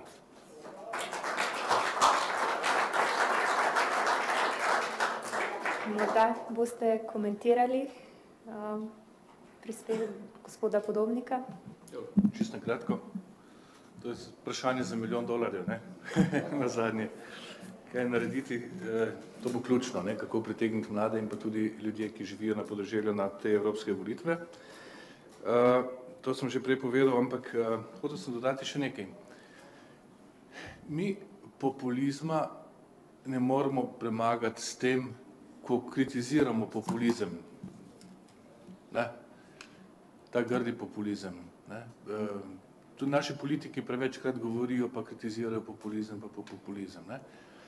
Treba je najti boljše odgovore na izzive časa, kot jih imajo oni. To je tisto ključno, to pa je težje. Lahko tudi naš predsednik Dol na vsakem govoru kritizira populizem, ne? Kar je v redu, to razumem. S tem se postavlja na drugo pozicijo, ne? Da ni populist. Ampak ključna stvar je, kako nagovoriti ljudi, da bodo razumeli. Ne? Mi moramo dati boljše odgovore, kot dajo populisti. In populisti dajo veliko odgovorov, enostavnih. Ne? Včasih so tudi grozni, nesprejemljivi, ampak so pa. Včasih moramo spremeniti to retoriko, kot sem večkrat že dejal. Ne?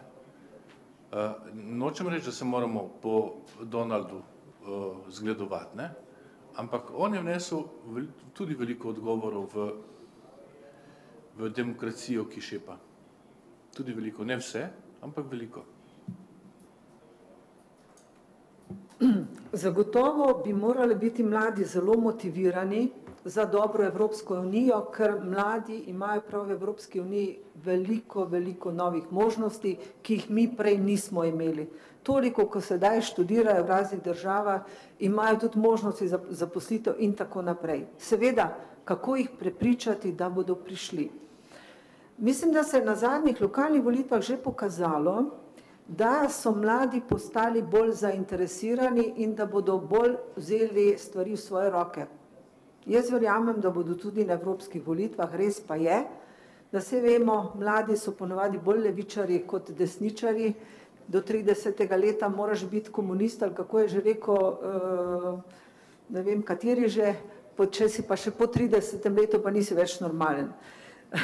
Tako da zagotovo pa ta opcija ima kaj pokazati, ima kaj ponuditi, vprašanje pa res, koliko znamo nagovoriti.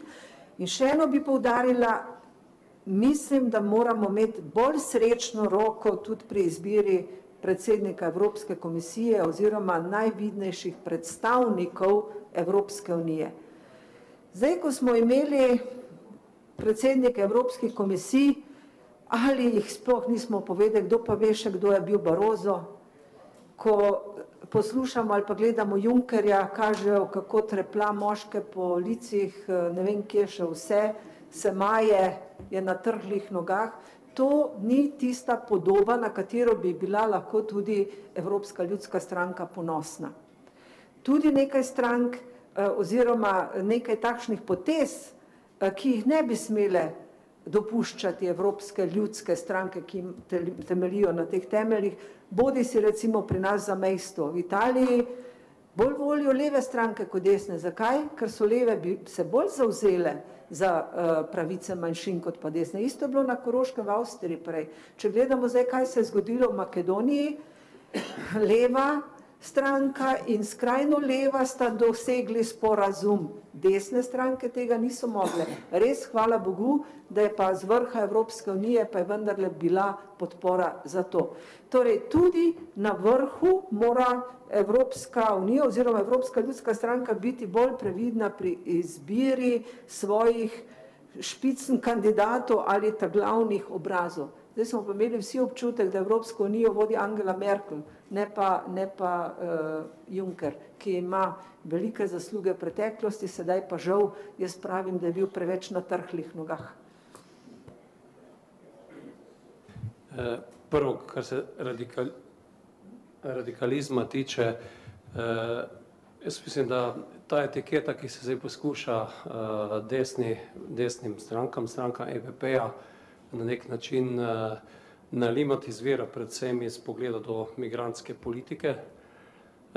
Zanimivo je, da smo obkroženi z Italijo, Avstrijo, Madžarsko, Hrvaška, iza katere je Bosna in je zagotovo neka zaskrbljenost glede tega, da ne bi Slovenija postala nek migrantski žep v nekih hitrih tokovih upravičen. Na tej točki so, mislim, da stranke Evropske ljudske stranke v Sloveniji opozarjale na to.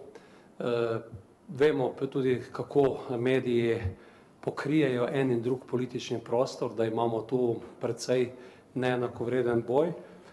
Po drugi strani pa prihaja do tega paradoksa, da se soočimo z drugačnim pogledom, kot ga ima CDU na tem področju, kjer so neke druge okoliščine, da imamo drugačen pogled, kot ga ima papež in se nam potem postavijo ogledalo v Rim in imamo kar nekaj težav v teh odgovorih. Naslednje vprašanje, ki se bodo pojavila in mislim, da moramo biti zelo pozorni na njih v tej kampanji, je tudi to, da imamo v Sloveniji zdaj že kar nekaj časa od leta 2013 to levo politično kompozicijo, ki tudi v okviru nekih omejenih kompetenc na zunanje političnem parketu izgubila bitko za bitko. Pa če hočete, arbitražni sporazum, mislim, da ni zadeva v redu končana, pa so bile simbolne zgodbe, kot je, ne vem, zgodba okoli Tirana in venomer nam politična konkurenca nastavlja ogledalo, tam imate EPP vodi, vi izgubljate, slovenski EPP nima nobene veljave v Evropski uniji, povsem vas je nadigral gospod Plenković v enem primeru, v drugem primeru in tretjem, kjer se mešajo te nacionalne in pa evropske teme, tako da mislim, da moramo imeti enostavno te odgovore tudi pripravljene. Nisem pa tako prepričan, da je ta govorica, ki je skozi medije, tudi govorica ljudi in na marsikateri temi jaz pričakujem, da tudi če nas kdaj na kakšen radikalen rob postavijo, ne vem, če je to ravno škodljivo, kar se tiče podpore pri volivcih. Nihče ne govori, da je pa radikalna levica, ki bi razlastnila obrtnike, ne? In še nisem nič kaj o kakšni radikalni levici govoril, pa je to tako stranka Levica, pa že v SD-ju je kar kakšna ideja v to smer in kaj podobnega. Tako da jaz mislim, da moramo tudi enostavno njim postaviti ogledalo in to bo nujno potrebno, da te radikalizme, pa ne vem, neka vračanja v zgodovino, pa neki simboli, da jim enostavno poskušamo, koliko v naši moči čim več narediti, uporabiti pa čim več tudi stik z ljudmi in pa lokalne, regionalne medije, kjer mislim, da smo mi močnejši in na koncu je ta nas lažje razumejo. Kar se tiče večje udeležbe ali pa manjše udeležbe, iti med ljudi, čim več nagovoriti, pojasniti, kot sem že rekel, nacionalni mediji nam ne bodo šli na roke, Sam sem že prej predstavil, da sem to že spoznal, že kdaj prej, ne samo kot evropski poslanec, zato mislim, da je naša moč samo to, da gremo čim več med ljudi in nagovarjamo od mlajših do starejših. Mladim enostavno, kaj jim je potrebno povedati, to, kar se je zgodilo v Veliki Britaniji med starejšimi, je za večjo udeležbo, je 70% večina odločila, so za 70% večino zmagali proti obratnem razmerju, 70 je bilo tam za Brexit, proti za Remain 30-70, ker je bilo bistveno več za to, da ostanejo. In neudeležba na volitvah pač drugi odloči v tvojem imenu.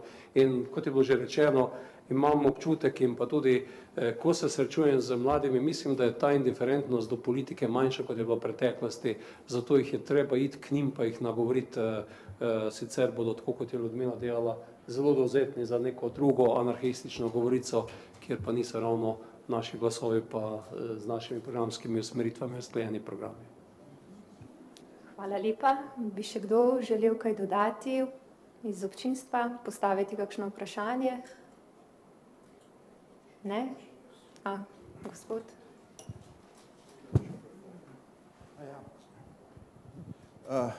Spoštovani, poglejte, mi imamo dve stvari, ki jih moramo tukaj pri evropskih volitvah izredno upoštevati, ki nikoli niso bili omenjene. To je volilni sistem. Ta volilni sistem izredno favorizira velike stranke in favorizira malo list. Uspeh, ki ga je krščansko-demokratski sektor dosegel v zadnjih evropskih volitvah, bazira na dejstvu, da so šle evropske krščansko-demokratske stranke na volitve z dvema listama. Levica je bila močno razdrobljena in je za tega seveda veliko izgubila.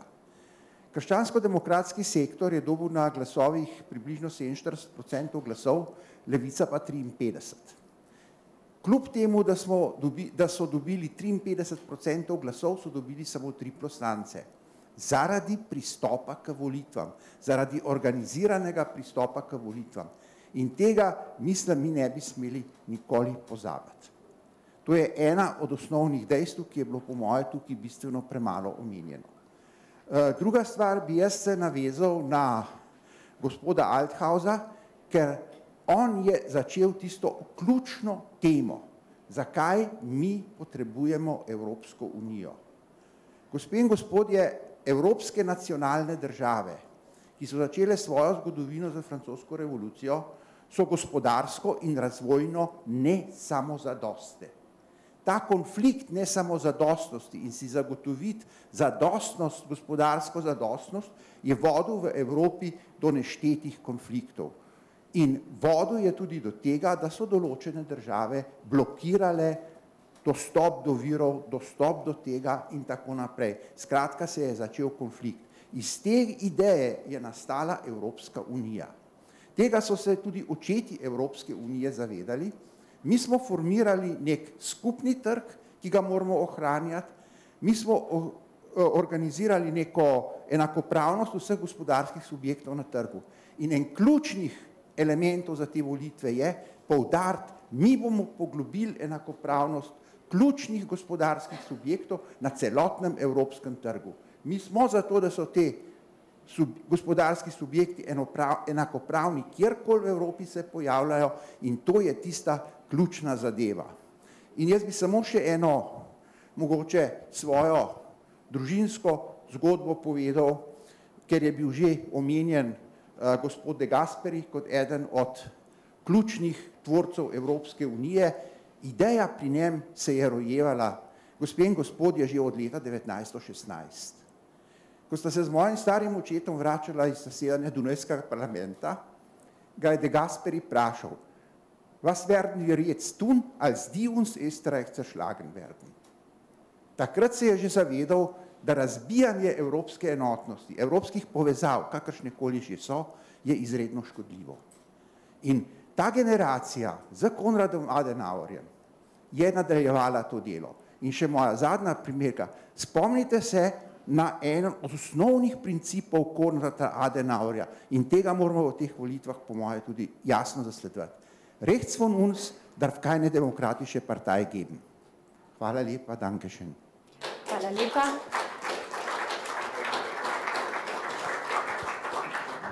Mogoče s tem komentarjem, ker zaključujem, lahko na kratko. Hvala lepa, glede na to, da je Andrej rekel prvo 6 Miro Gerem. Jaz bi upozoril uspeh na volitvah, je politični trg, potem je treba uporabljati metode trženja, ki se žal ne uporabljajo. Ne?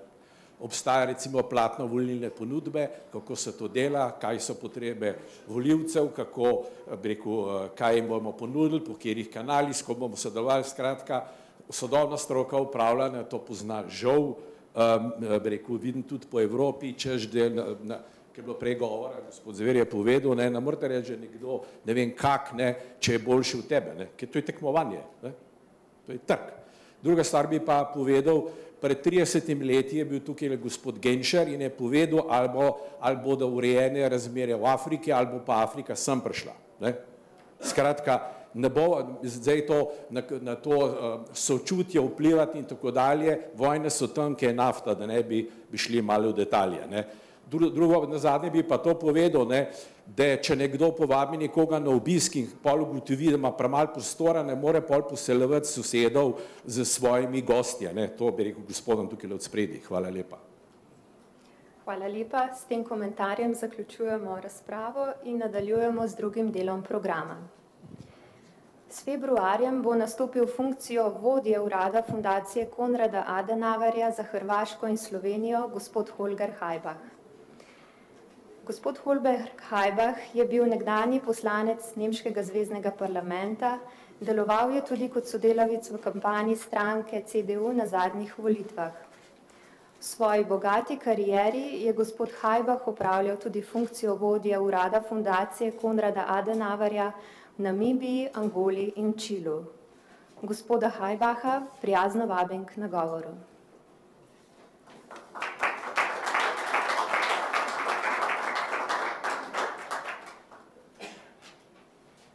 Ja, vielen Dank, lieber Dieter Althaus. Hvala, gospod Dieter Althaus, veleposlanik Mihael Lange. Najlepša hvala našim partnerskim institutom in vsem govornikom, ki so želeli govoriti o tej zelo pomembni temi. In menim, da je to tudi zelo sodobna, aktualna tema. Tukaj smo slišali zelo veliko zanimivih prispevkov in vsekakor se splača še bolj podrobno govoriti o tem. Ker smo malce v zamudi, z časom bom kratek, rad bi vam povedal zgodbo in o tem je govoril Dieter Althaus, ko je govoril o enotnosti. 9. novembra 1989 sem bil pred televizorjem in sem opazoval slike iz Berlina, ko je padel zid. In tako mi je bilo jasno, da je to nekaj najpomembnejšega v življenju, kaj bom kadarkoli doživel. Bil sem pred maturo, naslednji dan sem šel v šolo in pričakoval sem, da bo učiteljica z nami govorila o tej pomembni temi. Imeli smo matematiko, imeli smo fiziko, nemški jezik, zgodovina, ampak zgodovina, ki se pa je odvila pred televizorji dopoldne, ni nihče nagovoril. Doma sem govoril s prijateljem, ki je socialdemokrat, je rekel, čisto enako, o tem nismo govorili. In takrat sem videl, da ni samoumevno, da prepoznamo takšne zgodovinske dogodke in da iz teh izvlečemo pravilne zaključke. In osebno se je zame ta popoldan spremenilo zelo veliko in sem videl, da moram morda spremeniti svoj način življenja, morda moram delovati v politiki, ampak pomembno je to, da poskrbimo za to, da se takšne stvari tudi prepoznamo, da so to pomembni dogodki.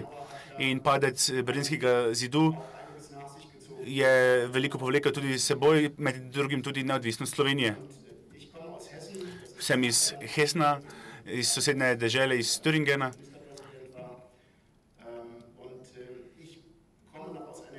In prihajam iz generacije, mislim, da sem zadnji te generacije, ko smo se peljali v Thüringen, smo imeli v spominu, kako je bilo to z mejo, z policisti, ki so nas ustavili za 1 uro in so nam postavljali različna vprašanja, ki so nam pregledali prtljago, ki so nam pregledali celotno vozilo in so imeli zelo nacionalističen pridih. Zmeraj, ko se tam peljem danes, sem hvaležen. Hvaležen za to, kaj smo doživeli kot Nemci, ampak tudi kot Evropejci. Hkrati sem pa hvaležen, ker vem, da sem tako dobil moč, da prepričim, da bi takšne meje obstajale, še posebej pa ne v Evropi. In zelo sem previden za besedo usode, ampak danes smo pred vprašanjem usode v takšni obliki in z volitvami, ki so pred nami. Z volitvami je pač tako.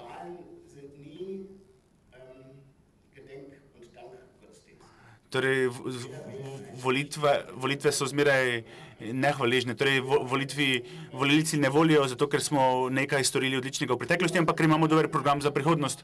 Kaj smo storili v preteklosti, lahko je samo za nas, da dokažemo, da smo bili uspešni. In naš program pa je ponudba za prihodnost in mislim, da smo danes to pokazali. Mi kot fundacija Konrada Adenauerja smo nekakšen most in povezava med vsemi sestrskimi strankami z Evropske ljudske stranke in pa CDU-ja v Nemčiji in mislim, da lahko na tem mestu rečem, da je Michael Lange pri svojem delu bil izjemno uspešen. Zgradil je fundacijo in opravil izjemno uspešno delo in zato vidimo tudi takšno zanimanje danes popoldne. In to je tudi treba omeniti. Veliko redkeje se dogaja to, da 38 let je delal za fundacijo. Tega danes ne vidimo več tako pogosto, da je nekdo lahko tako konstanten in da je tako konzervativen in bo takšen tudi ostal. In zato se vam zahvaljujem. Zahvaljujem se vam, da ste mi dali priložnost, da sem lahko obiskal tako lepo državo. Zahvalil bi se rad vam in zagotavljam vam, da svoje delo jemljemo resno, bomo ga nadaljevali in morda ga bomo še lahko z vami intenzivirali. Hkrati pa vam želimo pomagati, torej krščanskim demokratom v Sloveniji in pa Sloveniji kot celotni želimo zagotoviti uspešno prihodnost. Najlepša hvala.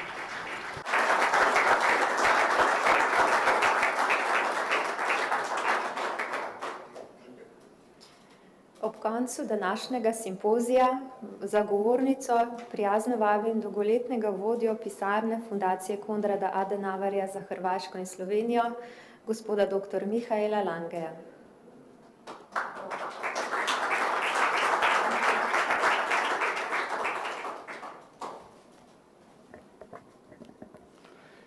Ja, sehr verehrte Spoštovani poslanci v Evropskem parlamentu in pa tudi v Slovenskem parlamentu, spoštovan gospod veleposlanik, gospod Althaus, zastopniki partnerskih inštitutov, Evropske ljudske stranke, dragi člani naših partnerskih strank, spoštovani gostje, prijatelji, kaj lahko še rečem na koncu svojega dela? Rekel bi rad hvala.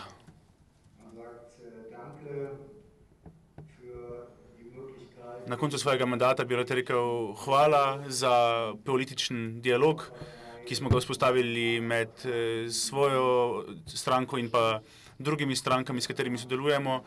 Hvala vsem, ki ste me podpirali. Torej, politični dialogi so bili zelo pomemben del našega dela, še posebej v Evropi, ki imamo številne partnerske stranke. Te poznamo zaradi članstva v Evropski ljudski stranki. V drugih delih sveta je morda težje prepoznati naše partnerske stranke.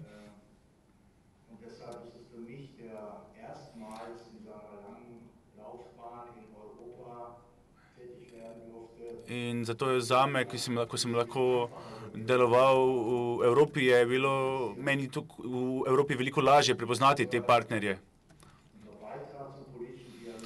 Naš prispevek k političnemu dialogu je še posebej takrat pomemben, ko naša stranka ali pa naša partnerska stranka ni v vladi, ampak je v opoziciji.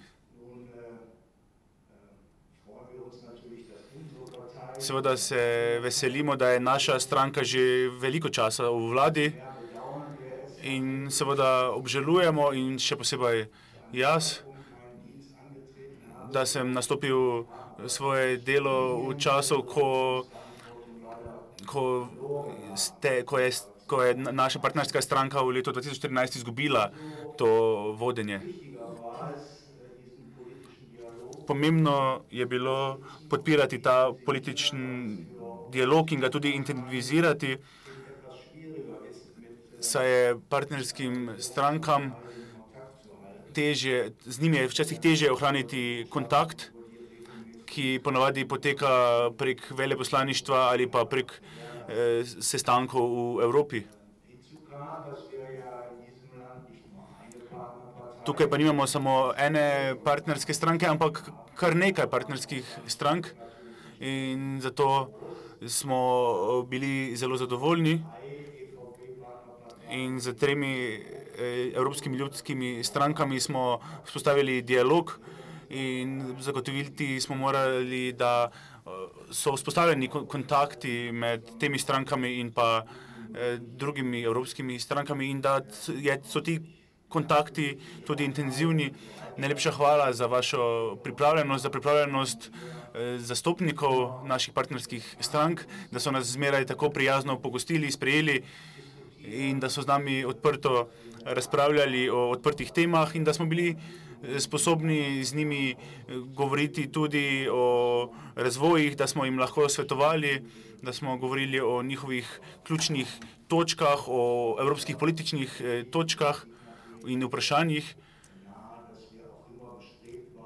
Zmeraj smo se trudili, da bi potekalo sodelovanje med temi partnerskimi strankami in da bi bilo sodelovanje čim bolj uspešno. In če pogledamo ankete, vidimo, da je upanje veliko, da se bo to sodelovanje še okrepilo in da bomo morda dobili tudi nove možnosti za prevzem vlade.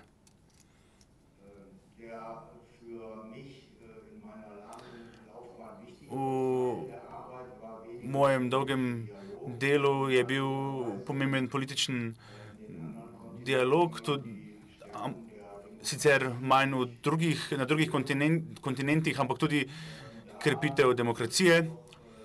In tudi na tem področju bi rad poudaril, da se na področju političnega izobraževanja smo bili v Sloveniji, smo imeli zvezane roke, sploh financ. Številni so nas vprašali, zakaj je pisarna v Zagrebu in ne v Ljubljani, ko je Ljubljana oziroma Slovenija je že tako dolgo že v Evropski uniji, Hrvaška pa je šele pred kratkim vstopila v Evropsko unijo, zato obstajajo seveda razlogi in to so razlogi financiranja. Države, ki so v Evropski uniji, se financirajo iz Zavoda za zunanje zadeve in tukaj so bile finance omejene. In seveda smo poskušali zadeve spodbujati, torej da bi zbrali sredstva in v določenih drugih državah so te zadeve boljše urejene. In tako je bilo veliko več denarja namenjenega državam, ki niso članice Evropske unije. In zato smo tudi odprli pisarno v Zagrebu in pa ne v državi članici Evropske unije, in to, kar je Slovenija.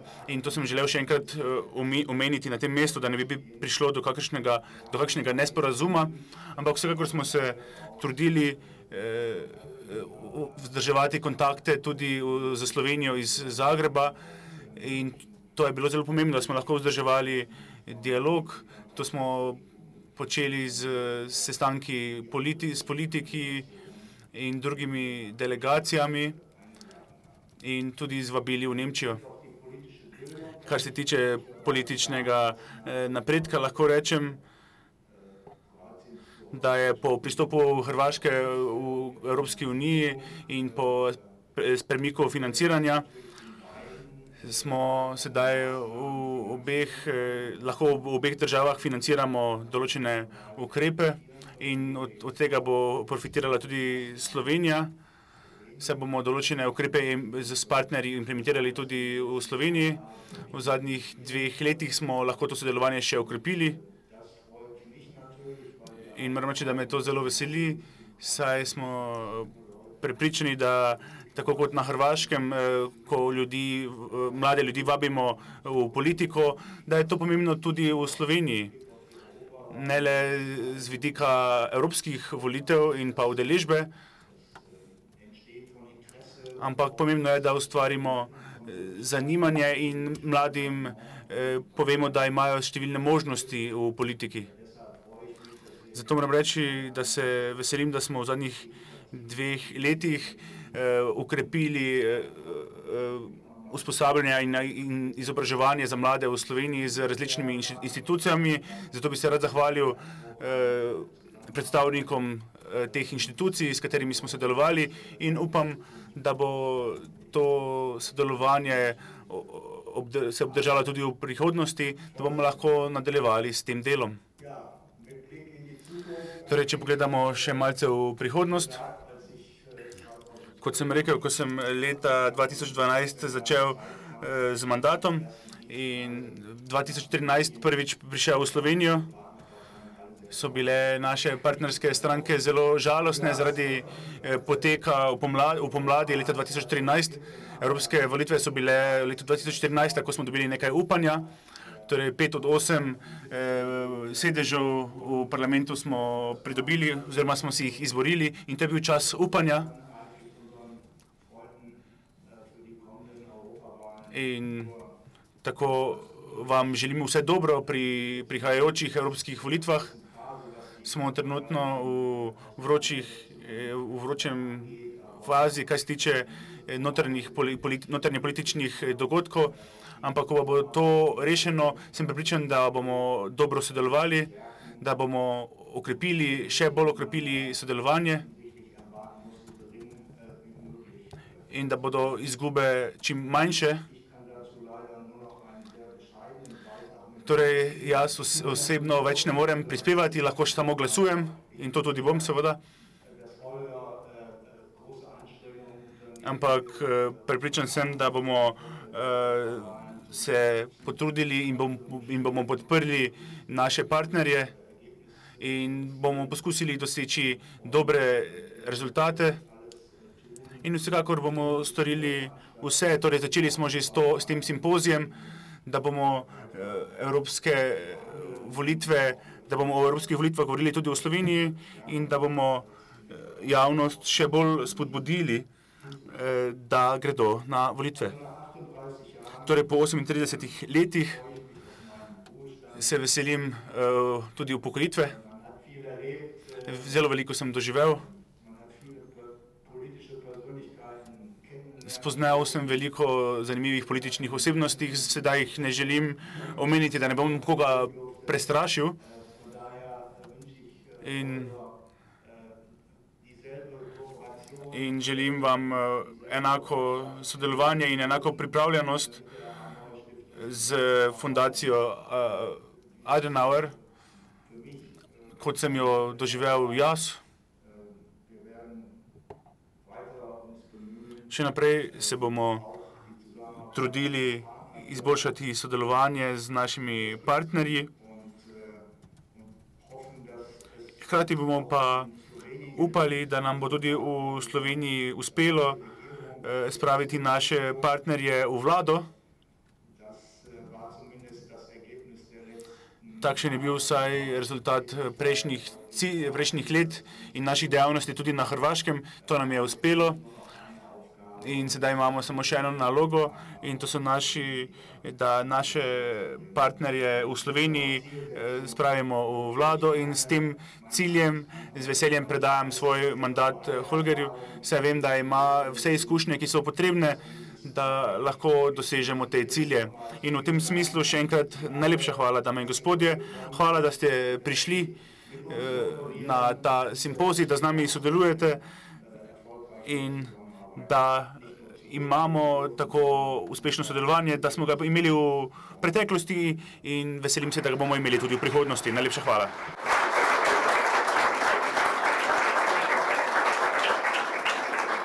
Hvala lepa. Sedaj pa na koncu vabim še k besedi dr. Andrejo Valič-Zver, predsednico Sveta inštituta dr. Jožeta Pučnika in dr. Boštjana Kolariča, direktorja inštituta dr. Jožeta Pučnika. Hvala lepa. Jaz ne bom govorila, ampak samo en prisrčen in res iskren in velik hvala, dr. Lange. Hvala za vašo predanost, za to, da ste razumeli, da je v Sloveniji demokratična tranzicija vse prej kot uspela, da potrebujemo še veliko dela na vseh področjih in da ste nam vedno dajali vašo podporo. In res vam želim zdaj veliko uspešnih, lepih, prijaznih dni in tudi vsem nam upajmo, da v demokratični in uspešni Evropi. Hvala lepa in obenem tudi iskrena dobrodošlica tudi vam, gospod Hajbah, in sem prepričana, da boste uspešno nadaljevali delo dr. Langeja. In mislim, da lahko to rečem v imenu vseh treh inštitutov, ki smo v tem času postali dobri partnerji in se med sabo razumemo in upamo, da to pelje v neko novo slovensko pomlad. Hvala lepa.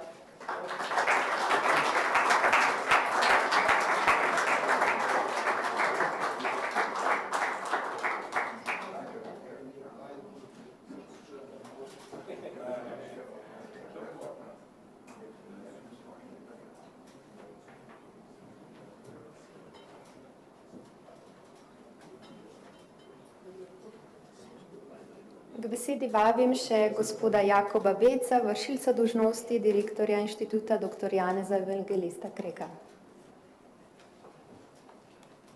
Tudi v inštitutu dr. Janeza Evangelista Kreka bi se iz srca radi zahvalili gospod Langeju, predvsem za vaše razumevanje potrebe po okrepitvi političnega dialoga v Sloveniji. Kot ste rekli, prav v zadnjih 2 letih je prišlo do korenitih sprememb na tem področju in tudi z vašo pomočjo smo lahko v Sloveniji veliko generacij izobrazili. V našem primeru smo prek političnih akademij prek 200 udeležencev izobrazili, tako da veselimo se nadaljnjega sodelovanja in predvsem gospod Hajbak, dobrodošli v Sloveniji in skupaj bomo delali, da pridemo do vlade in da zmagamo na naslednjih volitvah. Hvala.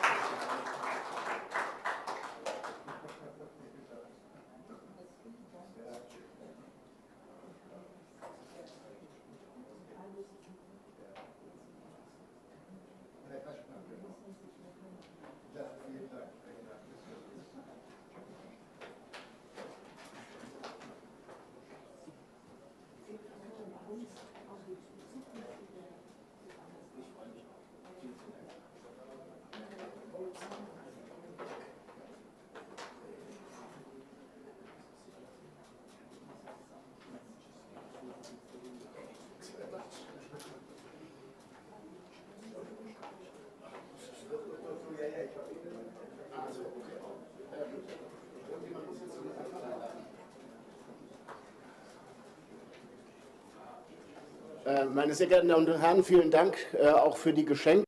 Spoštovane dame in gospodje, tudi hvala z moje strani za vsa darila. Rad bi se zahvalil tudi tolmačem, ki ste opravili odlično delo. Hkrati pa bi vas rad v imenu gospoda Langeja, mene, in pa bi vas rad povabil na pogostitev.